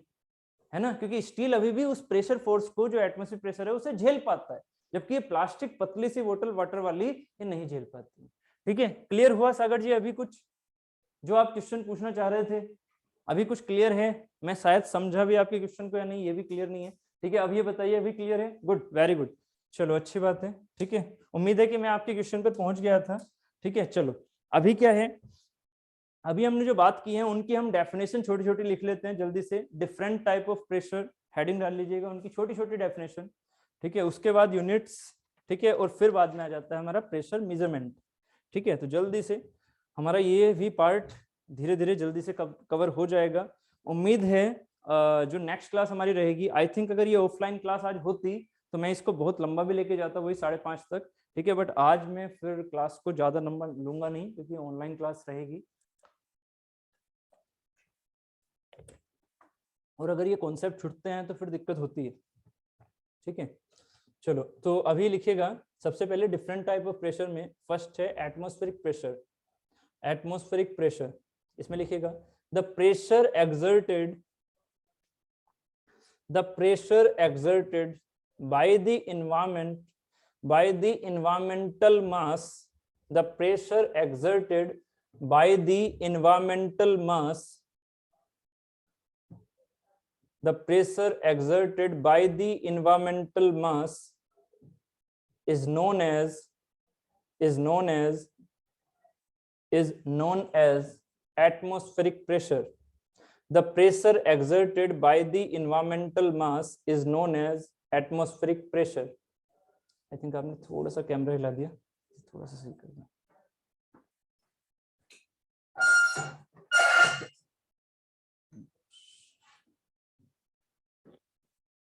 ये तो और ज्यादा हो गया, थोड़ा आप ना इसे अपोजिट घुमाना, मैंने अपने से अपोजिट उस साइड, ना ना ना इस साइड, इस साइड, और थोड़ा और थोड़ा और थोड़ा, बस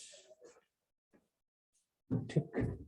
हाँ, तो हम कहाँ थे? The pressure exerted by the environmental mass is known as atmospheric pressure. At standard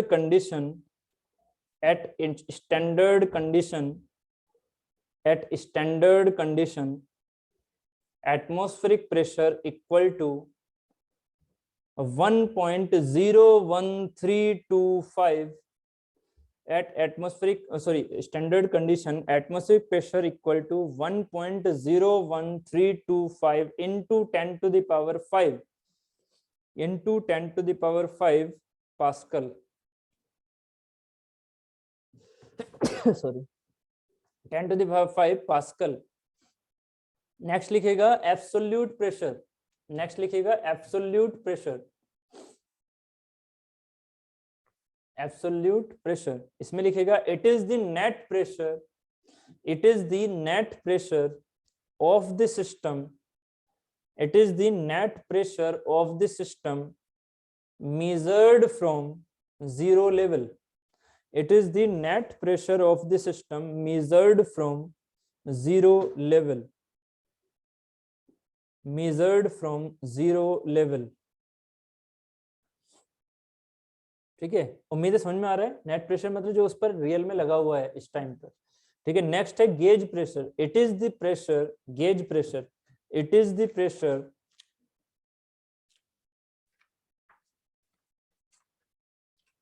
it is the pressure of the system, it is the pressure of the system above the atmospheric pressure, it is the pressure of the system above the atmospheric pressure values, above the atmospheric pressure values generally known as positive gauge pressure, generally known as positive gauge pressure. तो इसी positive gauge pressure को ही हम generally gauge pressure भी बोलते रहते हैं। ठीक है, जबकि वैक्यूम प्रेशर हमारा कौन सा हो जाता है? Negative gauge pressure. ठीक है, तो नेक्स्ट लिखेगा वैक्यूम प्रेशर, नेक्स्ट लिखेगा vacuum pressure, VACCUME, vacuum pressure, vacuum pressure, it is the pressure of the system, it is the pressure of the system, it is the pressure of the system below the atmospheric pressure values, below the atmospheric pressure values,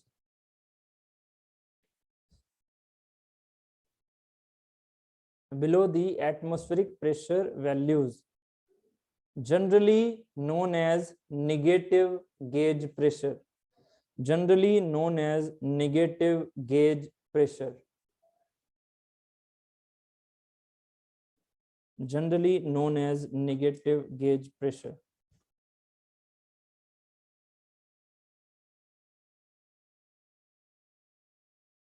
Generally known as negative gauge pressure. ठीक है, चलिए अब एक चीज और मुझे बताइएगा, ये जो आपने यहाँ पर बनाया था इस चीज को उतार लीजिएगा प्लीज, जो ये हम बना रहे थे इसको उतार लो इसी के आगे, ठीक है। ये जो टर्म्स हैं ये बहुत इंपॉर्टेंट हैं, प्लीज जल्दी से उतार लो इसे, ठीक है। या फिर इस चीज को स्पेस छोड़ दो एटलीस्ट इतना, ठीक है। जो मैं पीडीएफ भेज रहा हूँ उस पर उसको उतार लीजिएगा, ठीक है। ऐसे कर लेते हैं, ठीक है ना, ठीक। तो ठीक है, इसको पीडीएफ से आप प्लीज उतार लेना, ठीक है। मैं अभी आपसे इसमें कुछ क्वेश्चन पूछूंगा, ठीक है। उम्मीद है आपको समझ में आ गया होगा थोड़ा सा। तो अब जस्ट मैं एक क्वेश्चन पूछ रहा हूँ क्योंकि कभी कभी ये चीजें पूछ ली जाती हैं। ये थी जीरो लेवल, ठीक है। ये है एटमॉस्फेरिक लेवल, एटमॉस्फेरिक प्रेशर। ये कौन सा हो गया, this is the negative gauge pressure. अगर आप यहां से इसे ऐसे काउंट कर रहे हो इतने को, this is negative gauge pressure. इतने को ये है मेरा, इसे ऐसे मत लिखो, इसे लिखते हैं हम कैसे, यहाँ पर this is the negative gauge pressure, क्योंकि ये वैल्यू उससे अलग हो सकती है ना, किससे, एब्सोल्यूट से। एब्सोल्यूट ये हो गया, यस और नो, है ना। और ये हो गया नेगेटिव गेज प्रेशर, साथ ही इसे क्या बोल देंगे, वैक्यूम प्रेशर, वैक्यूम प्रेशर। और अगर मैं यहाँ की बात कर रहा हूं, this is the positive gauge pressure, या फिर इसे हम जनरली बोल देते हैं गेज प्रेशर, है ना, गेज प्रेशर। एक बात बताओ, इस गेज प्रेशर को मैं ये भी बोल सकता हूं ना, जैसे यहां पर इसे नेगेटिव गेज बोला, ऐसे यहां पर इसे नेगेटिव वैक्यूम नहीं बोल सकते, है ना, उल्टा हो गया ना, बस नेगेटिव वैक्यूम प्रेशर बोल सकते हैं, प्लीज ध्यान देना, है ना। अगर मैं इसे ऐसे बोल रहा हूँ, उल्टा बोल रहा हूँ, तो नेगेटिव वैक्यूम प्रेशर भी बोल सकता हूँ। साथ ही अब एक चीज और बोल रहा, इस जो ये गेज प्रेशर है उसकी वैल्यू क्या होगी, positive gauge pressure basically value क्या देगा, gauge pressure equal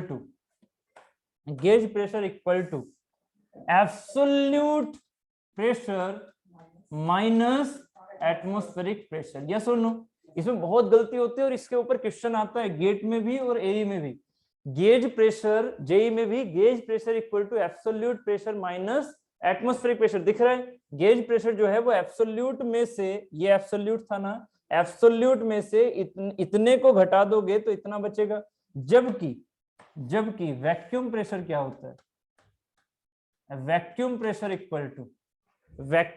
equal to atmospheric pressure minus absolute, उल्टा हो रहा है देखो, ठीक है। तो आप कोई भी स्टूडेंट ना जब तक ये ग्राफ नहीं पढ़ेगा तब तक कभी भी ये आंसर तो देगा नहीं कि एटमॉस्फेरिक प्रेशर से मेरा एब्सोल्यूट भी कम हो सकता है ना। जनरली माइंड में यही होता है, जो इसको अंदर से नहीं पढ़ेगा ना वो जनरली यही सोचेगा कि एटमॉस्फेरिक प्रेशर हमेशा छोटा होगा। तो atmospheric pressure minus absolute pressure किसके लिए वैलिड है, ये वैक्यूम प्रेशर के लिए वैलिड है, क्योंकि वैक्यूम प्रेशर में ये क्या होता है, एब्सोल्यूट होता है, तो ये हमेशा एटमॉस्फेयर से छोटा होगा।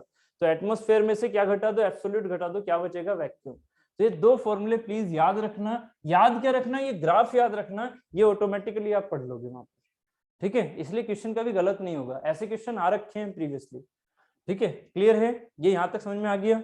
अब थोड़ा और आगे चलें। अब मैं आपसे बात कर रहा था जैसे कि मेजरिंग इंस्ट्रूमेंट, तो मेजरिंग इंस्ट्रूमेंट यहीं से मैं लेके चल लेता हूं थोड़ा सा और, कि जो मेरे पास प्रेशर मेजरिंग इंस्ट्रूमेंट, आज मैं सिर्फ बैरोमीटर लेके चल रहा हूं, क्योंकि आज मुझे आपसे टेस्ट भी करवाना है, तो फिर बहुत ज्यादा टाइम हो जाएगा आपके लिए ना एफएम का। तो टेस्ट आपका वो अराउंड 45 मिनट्स का रहेगा, 45 या 50 मिनट्स रख लेता हूँ, ठीक है, 50 मिनट्स, क्योंकि 40 क्वेश्चन है, कुछ उसमें न्यूमेरिकल भी है, तो इसलिए आपका आंसर ठीक से रहे, कोई दिक्कत ना हो, फर्स्ट टेस्ट है आपका ही, ठीक है। तो 50 मिनट्स रख लेंगे उसका। तो ये जो चीज है ये आज मैं यहीं तक कंप्लीट करूंगा, बस बैरोमीटर तक। उसके बाद टेस्ट दे देना, थोड़ा रिवाइज करना, क्योंकि आज वैसे भी ऑनलाइन क्लास है, ऑफलाइन में स्टार्ट करेंगे, ठीक है। सोमवार को, सोमवार से हम इन चीजों को कंप्लीट करने की कोशिश करेंगे। सोमवार एंड मंगलवार मैक्सिमम 10 एंड 11। मैंने 10 तक पहले सोचा था, अगर आज की क्लास होती तो फिर वो लेंथी जाती और अच्छे से हो जाती ऑफलाइन होती तो, बट ये बारिश की वजह से गड़बड़ हुआ, ठीक है। तो सोमवार और मंगलवार मैक्सिमम आपकी हाइड्रोस्टैटिक खत्म हो जाएगी, मतलब ये बॉयंसी सब खत्म हो जाएगा मैक्सिमम मंगलवार तक, ठीक है। और बुधवार से हमारी काइनेमेटिक्स शुरू हो जाएगी, ठीक है। तो थोड़ा सा तैयार रहिएगा इन चीजों को कि पीएसबी अब पकड़ने वाले हम, और ये चीजें हम अब बेसिकली मतलब कंप्लीट होने ही वाली हैं, ठीक है। स्टैटिक्स भी, तो ऐसे मत सोचिएगा कि स्टैटिक्स कंप्लीट नहीं हो रहा है, ठीक है। तो स्टैटिक्स कंप्लीट होने वाला है, ठीक। चलिए नेक्स्ट है हमारे पास प्रेशर मेजरमेंट में। अगर मैं बात करता हूँ बैरोमीटर, तो बैरोमीटर मतलब सबसे पहले मेजरमेंट हमें किसका करना है, एटमॉस्फेरिक प्रेशर का। जब तक वो नहीं मिला तो आगे की चीजें तो मिलना काफी मुश्किल हो जाएगा। तो एटमॉस्फेरिक प्रेशर कैसे काउंट होता है वो समझो जरा थोड़ा सा। बैरोमीटर इंस्ट्रूमेंट, ठीक है। बैरोमीटर बेसिकली ये जनरली जो बैरोमीटर इंस्ट्रूमेंट था वो जनरली दिया था टोरिसेली साहब ने, ठीक है। टोरिसेली ये आपके साइंटिस्ट थे, इन्होंने इस चीज को थोड़ा सा इजाद किया था, उन्होंने हेल्प की थी इन चीजों में। तो यहाँ पर क्या किया उन्होंने एक्सपेरिमेंट किया किस चीज का, कि उन्होंने एक बीकर लिया, इस बीकर में क्या भर दिया उन्होंने, मरकरी। क्यों मरकरी भरते हैं अभी इस चीज के बारे में आराम से समझ में आ जाएगा। पहले अभी इसमें मरकरी भर दो, ठीक है। और लेवल जरा सेम रखो, ऐसे कोई भाग नहीं रहा है ना। लेवल क्या हो गया, ऐसे, ठीक है। ये हो गया मरकरी। अब इसमें क्या डाल दिया आपने, एक परखनली होती है ना, परखनली ट्यूब, एक्सपेरिमेंटल ट्यूब ऐसी वाली, ठीक है, यू शेप की। तो ये जो है सिलेंड्रिकल ऐसे, इसको उल्टा डाला। और उल्टा कैसे डाला, एकदम वैक्यूम रख के इसके अंदर। वैक्यूम समझ रहे हो, वैक्यूम का मतलब क्या हो गया, आपने इसमें से सारी एयर निकाल दी। एक्सपेरिमेंटली तो बिल्कुल पॉसिबल है, आप कर सकते हो इन चीजों को, है ना। तो आप पूरी तरह से कोशिश कर रहे हो कि इसमें से सारी एयर निकाल दी जाए एक्सपेरिमेंटली, और उसको बिल्कुल इसके ऊपर उल्टा रख दिया जाए। तो जब इसके ऊपर इसे उल्टा रखा गया तो होगा क्या, ये शेप कुछ ऐसी बन के आ जाएगी। इसी में बना रहा हूं, ये शेप ऐसी बन के आ जाएगी। यस और नो, ये ऐसी बन के आ गई, ठीक है। एक्सपेरिमेंटल चल रहा है सब कुछ, ठीक है। अभी क्या हुआ, अब जरा सोचना क्या हो रहा है, अब जरा सोचना।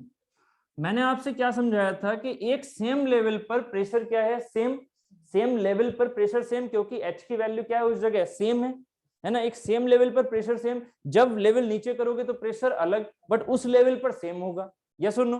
तो अभी जो मैंने आपसे बोला कि ये जो पॉइंट है मान लीजिए ए, ये लोकेशन मान लीजिए बी, ये लोकेशन मान लीजिए सी, ठीक है। जब ये नहीं थी, क्या नहीं थी, ये ट्यूब नहीं थी, तब हर जगह प्रेशर कितना था, सेम। उसी प्रेशर को मैं क्या बोल रहा हूं, एटमॉस्फेरिक प्रेशर। मुझे नहीं पता उसकी वैल्यू क्या है, वही निकालनी है, बट ये तो पता है कि हर पॉइंट पर सेम होगा। यस और नो, गुड। जैसे ही मैंने इसके ऊपर परखनली रखी उल्टी करके विदाउट एनी एयर, तो यहां पर आपको एयर दिख रही है कहीं, नहीं। बट हुआ क्या, जब इसके ऊपर एयर नहीं है, ध्यान से समझना, जब इसके ऊपर यहाँ एयर है ही नहीं, आपने ऐसे सिस्टम रखा, एयर इसके ऊपर है नहीं, इसके ऊपर तो है ना, तो ये तो यहाँ पर प्रेशर फोर्स लगा रहा होगा ना। समझना इस चीज को, यहाँ ये तो प्रेशर फोर्स लगा रहा होगा एटमॉस्फेयर, इसमें भी जो इन्वायरमेंट है वो इसमें भी और इसमें भी प्रेशर फोर्स लगा रहा होगा, सी पर भी। क्या वो इन्वायरमेंट बी पर प्रेशर फोर्स लगाएगा, ये सुनो, क्या वो इन्वायरमेंट बी पर प्रेशर फोर्स लगाएगा, नहीं, ठीक है। बी पर प्रेशर फोर्स नहीं लगाएगा तो होगा क्या फिर, होगा क्या फिर, क्योंकि मैंने आपसे बोला ये जो मटेरियल है इसको चाहे तो बिल्कुल एयर में ना मान के जस्ट नीचे मान लो, जस्ट नीचे मान लो। अब बताइए, हर जगह प्रेशर सेम होना चाहिए कि सेम लेवल के मॉलिक्यूल्स हैं, है ना। और ऐसा भी नहीं है कि इसको पार्ट कर दिया आपने, पार्टीशन नहीं करोगे, पार्टीशन कर गए तो फंस गए, पार्टीशन नहीं करोगे। आपने क्या कर रखा है कि ये सेम ही है हर जगह से, ठीक है। तो अगर ये हर जगह से सेम है तो क्या होगा कि ये जो पॉइंट है और ये जो पॉइंट और ये पॉइंट है, ये हमेशा सेम प्रेशर रखेंगे। P of A equal to P of B equal to P of C होगा। अगर ये P ऑफ B और P ऑफ C बराबर होंगे तो जरा सोचना, इनकी वजह से आ गया क्या है पर प्रेशर फोर्स, इसकी वजह से ये प्रेशर फोर्स, और यहाँ तो प्रेशर है ही नहीं। जब यहाँ पर प्रेशर नहीं है तो ये प्रेशर फोर्स इसको दबाएगा और दबाएगा, और ये मॉलिक्यूल क्या होंगे, ऊपर चढ़ेंगे। ये सुन लो, यहाँ उल्टा हो रहा है, ध्यान देना। This is the mercury and this is the glass. आपको मैंने जो सरफेस टेंशन बताया था तो क्या बोला था कि ये ऊपर क्यों जाएगा, ये तो नीचे जाता है। बट वो ध्यान दो, वो चीज क्या थी, वो प्रेशर से बोली थी मैंने, कभी वहां पर प्रेशर का नाम तक नहीं लिया था, आपको याद होगा। मैंने जब आपको सरफेस टेंशन समझाया था और जब इसमें डिप्रेशन समझाया था तो मैंने एक भी वर्ड प्रेशर का बोला कभी नहीं, ठीक है। यहाँ पर प्रेशर का मतलब ही नहीं था। जब मैंने इसको सरफेस टेंशन के हिसाब से समझाया था, कोहेजन एंड एडहेजन के हिसाब से समझाया था, तो मैंने प्रेशर का नाम तक नहीं लाया था, क्योंकि वहां पर प्रेशर का काम होता ही नहीं है। बट हाँ, अगर आपने वो जो उसके लिए ट्यूब थी वो अगर हायर डाया का ले लिया, ठीक है, और इसको यहाँ ऊपर से कर दिया बंद, क्योंकि यहाँ बंद नहीं था, वो हर जगह प्रेशर क्या था, वहां सेम ही था, इसलिए ये जो सरफेस टेंशन वाला इफेक्ट होता है वो प्रेशर से अलग होता है, ठीक है। यहां पर क्या है, यहां पर इस चीज को कर रखा है बंद, इसका मतलब यहां पर प्रेशर क्या लग रहा है, एटमॉस्फेरिक प्रेशर लग ही नहीं रहा है। इस पॉइंट पर अब एटमॉस्फेरिक प्रेशर क्या हो गया, गायब, क्योंकि आपने यहाँ पर एयर को कर दिया, हटा दिया, मतलब यहाँ ऊपर एयर है ही नहीं, आपने साफ बोल दिया ना यहाँ एयर है ही नहीं, ना ही एयर पर कोई दबाव है, क्योंकि एयर इसमें थी ही नहीं एक्सपेरिमेंटली। तो इसका मतलब क्या हुआ कि आपके ऊपर जब ये फोर्स लगेगा, प्रेशर फोर्स, तो इसे ऊपर उठाएगा, ये ऊपर उठ के कहाँ जाएगा, ये छोटा सा फिगर में फिर से थोड़ा सा बना देता हूँ, नहीं तो यहाँ होच पोच हो जाएगा। इसको मैंने बस थोड़ा सा फिगर और बनाना है, क्या कि ये जो न्यू कंडीशन है ये कैसे जा रही है, ये जो न्यू कंडीशन है ये कैसे जाएगी, यहाँ बना देता हूँ, ये जो न्यू कंडीशन है कैसे जाएगी, ये जाएगी आपकी ऐसी, बस यही थोड़ा समझना है। ये वाटर लेवल, ठीक है, इस वाटर लेवल से ये जो new water level, sorry water मैं बोल रहा हूँ एचजी का जो न्यू लेवल है वो कहाँ पहुंच गया, यहाँ पर। आपने ये जो खुद से लग रहा है ये आप नहीं लगा रहे हो, ये कौन लगा रहा है, ये एनवायरमेंट लगा रहा है, एनवायरमेंट यहाँ पर प्रेशर फोर्स लगा रहा है, यस और नो, ये आप नहीं लगा रहे, आप नहीं दबा रहे हो, ये एनवायरमेंट दबा रहा है, तो आपको एनवायरमेंटल प्रेशर मिल जाएगा ना सीधा, है ना, आपको जेट लेके नहीं हाइट नापनी पड़ेगी ना, आपको सीधा मिल जाएगा एनवायरमेंटल प्रेशर। आपने इसे लगाया, ये कहां तक गया, ये कहां तक जाता है एक्सपेरिमेंटली जाता है ये 760 mm। टोरिसेली साहब ने ये चीज बता दी कि ये कितने जाता है 760 mm, तो 760 mm जाके ये हो जाता है, रुक जाता है। इसका मतलब क्या हुआ कि जो इस कंडीशन पर ए पॉइंट था उस पर जो प्रेशर है, इस पॉइंट पर जो प्रेशर था वो जो प्रेशर है P एट ए, P एट सी, यहां पर क्या होगा P एट बी भी बराबर होगा। तो अब जरा सोचो, जब ये रुकेगा, जब ये स्टैटिक पहुंचेगा, तो इसका मतलब क्या है, ये चीजें तो हमेशा स्टैटिक होती है ना, तो ये हमेशा इक्विलिब्रियम में लेके चला जा रहा था। अब मैंने बोला कि यहाँ पर ये इक्विलिब्रियम है, ये रुका हुआ है, कंडीशन रुका हुआ है, तो ये प्रेशर तीनों क्या होने चाहिए, बराबर। और अगर ये प्रेशर बराबर होने चाहिए तो इसकी वैल्यू आप डायरेक्टली निकाल सकते हो, किससे, स्टैटिक फॉर्मूले से। इसके ऊपर फोर्स कितनी, यहाँ पर क्या है वैक्यूम, तो फोर्स कितनी, 0, फोर्स कितनी हो गई, 0, है ना। हाइट ही तो लेनी है, हाइट ये हो गई, ये एबीसी ये डी पॉइंट मान लो, तो यहाँ पर डी और बी के बीच की जो हाइट है वो कितनी है, आपको एक्सपेरिमेंटली दे दी, कितनी दे दी, 760, है ना। अब जरा बताइए पी एट बी निकाल सकते हो, तो अभी मैंने प्रूफ करवाया था आपको थोड़ी देर पहले एक रिलेशन, पी एट बी ज्यादा होगा इस वाले से या नहीं, पी एट डी से, बिल्कुल, ये नीचे की साइड में है ना, तो पी एट बी ज्यादा होगा पी एट डी से, नहीं तो कोर इसे नीचे की तरफ खींच लेगी, और ये तो हाइड्रोस्टेटिक है, वो सॉरी डायनामिक है ही नहीं, ये तो रुका हुआ है। इसका मतलब क्या होगा, P at B minus P at D should be equal to rho ji H, ये सुनो।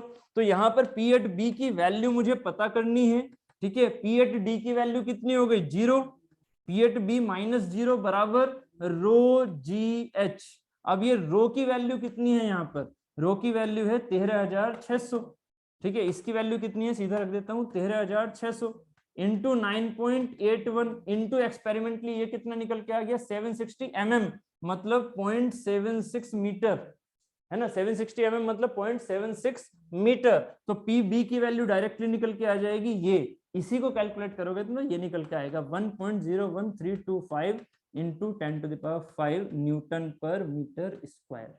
ये सारे न्यूटन और मीटर है ना, ठीक है, मतलब किलोग्राम मीटर सेकंड है ना, ये सारी चीजें, तो ये बन के निकल के आएगा।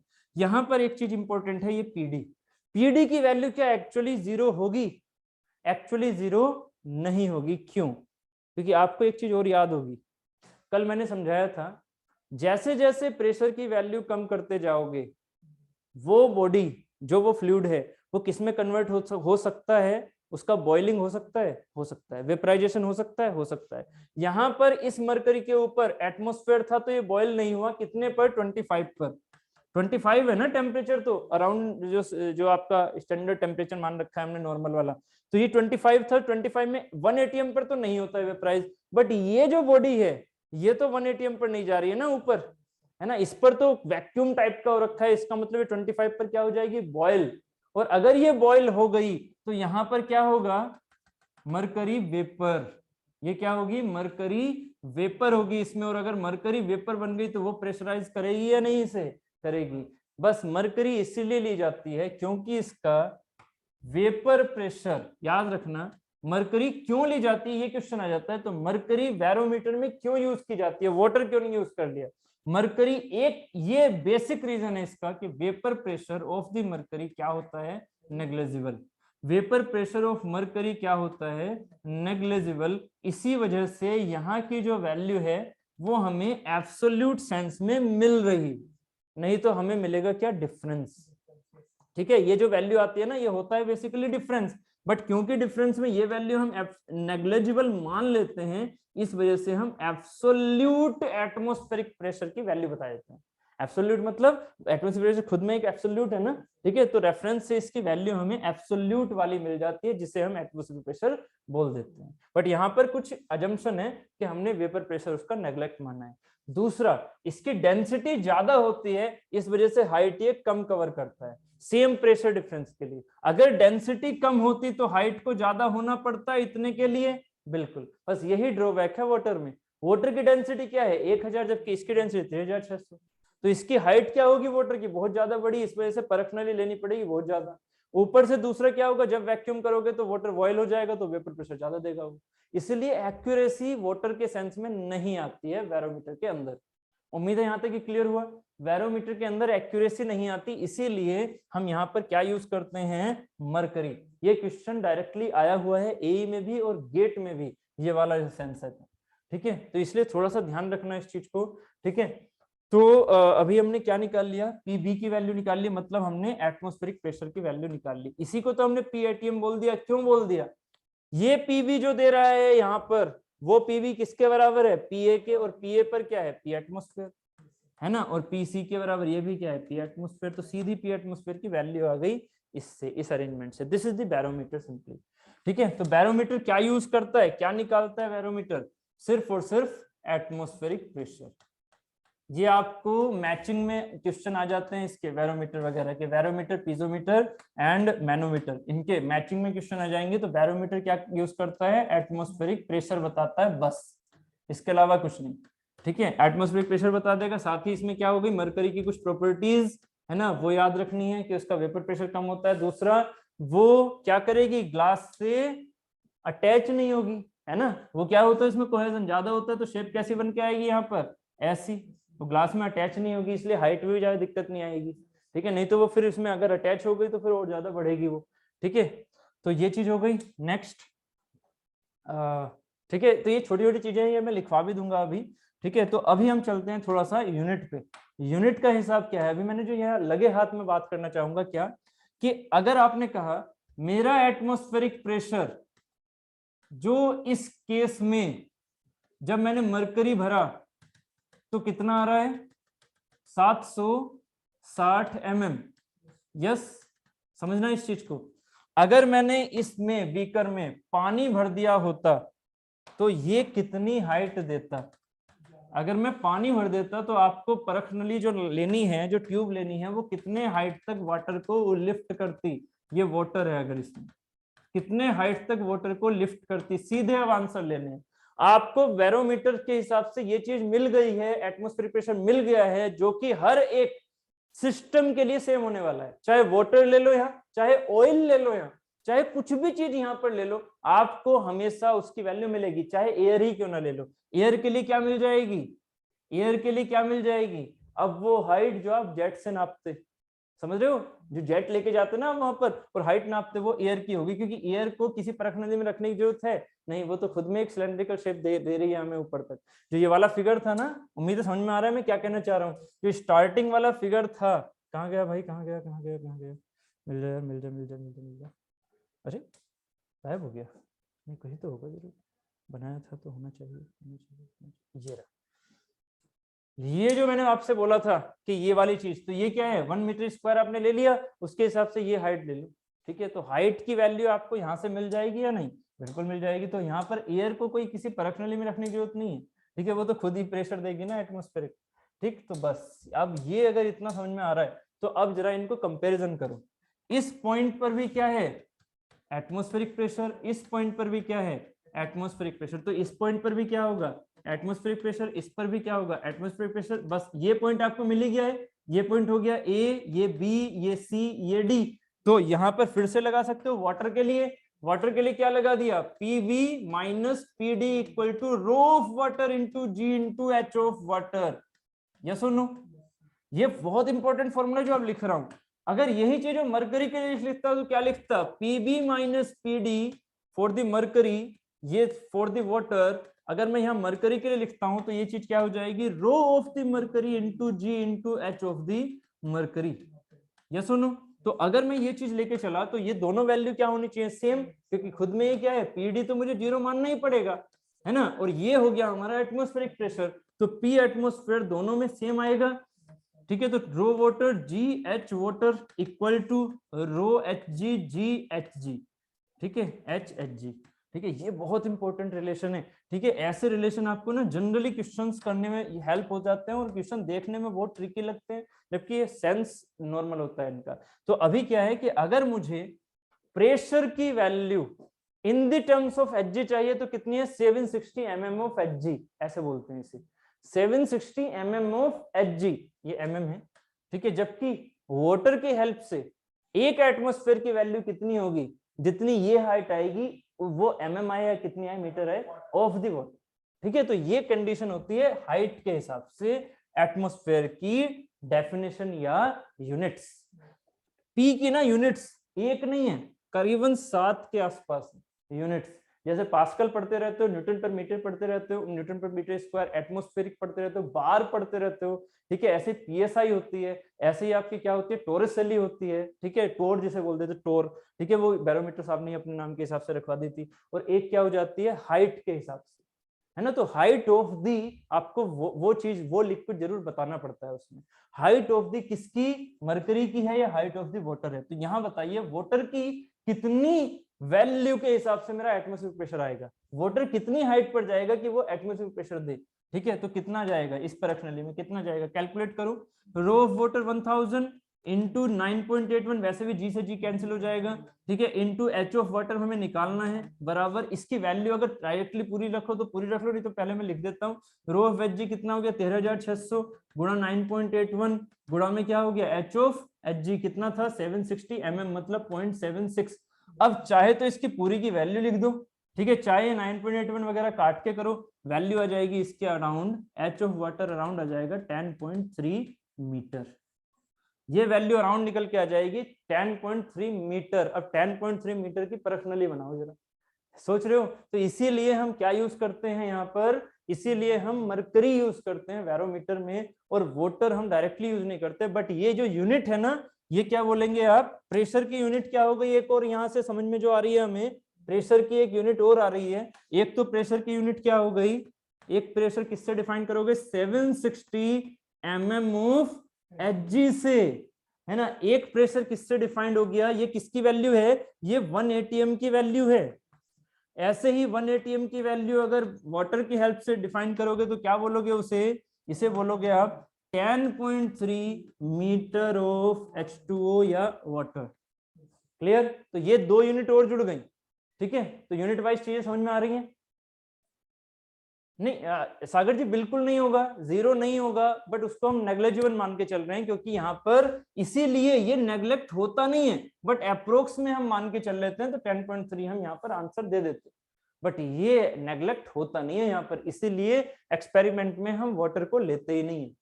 ठीक है, ये सिर्फ और सिर्फ आपकी क्या है, कैलकुलेशन बेसिस पर अप्रोक्स में आंसर दे दिया और ये आंसर चल जाता है। ठीक है, तो पीडी की वैल्यू वाटर के लिए कुछ ना कुछ आएगी जरूर, बट उसे हम नेग्लेक्ट मान लेते हैं। ठीक है, क्योंकि वाटर वेपर, जो वेपर प्रेशर है वो कुछ ना कुछ लगेगा जरूर। क्लियर है, ठीक है। चलो, तो आज के लिए हम बैरोमीटर तक ही रखते हैं। ठीक है, उसके बाद में यूनिट वाइज चीजें मैं उस दिन समझा दूंगा, क्योंकि उस दिन फिर से स्टूडेंट रहेंगे तो थोड़ा सा रिकैप्चुलेशन हो जाएगा, स्टार्टिंग का आधा घंटा उसमें यूनिट भी समझा दूंगा, ये चीजों का थोड़ा सा रिकैप्चुलेशन दे दूंगा। उसके बाद हम चलेंगे मैनोमीटर्स एंड पीजोमीटर की तरफ, और प्रेशर मेजरमेंट वाला चैप्टर 2 हमारा कंप्लीट हो जाएगा।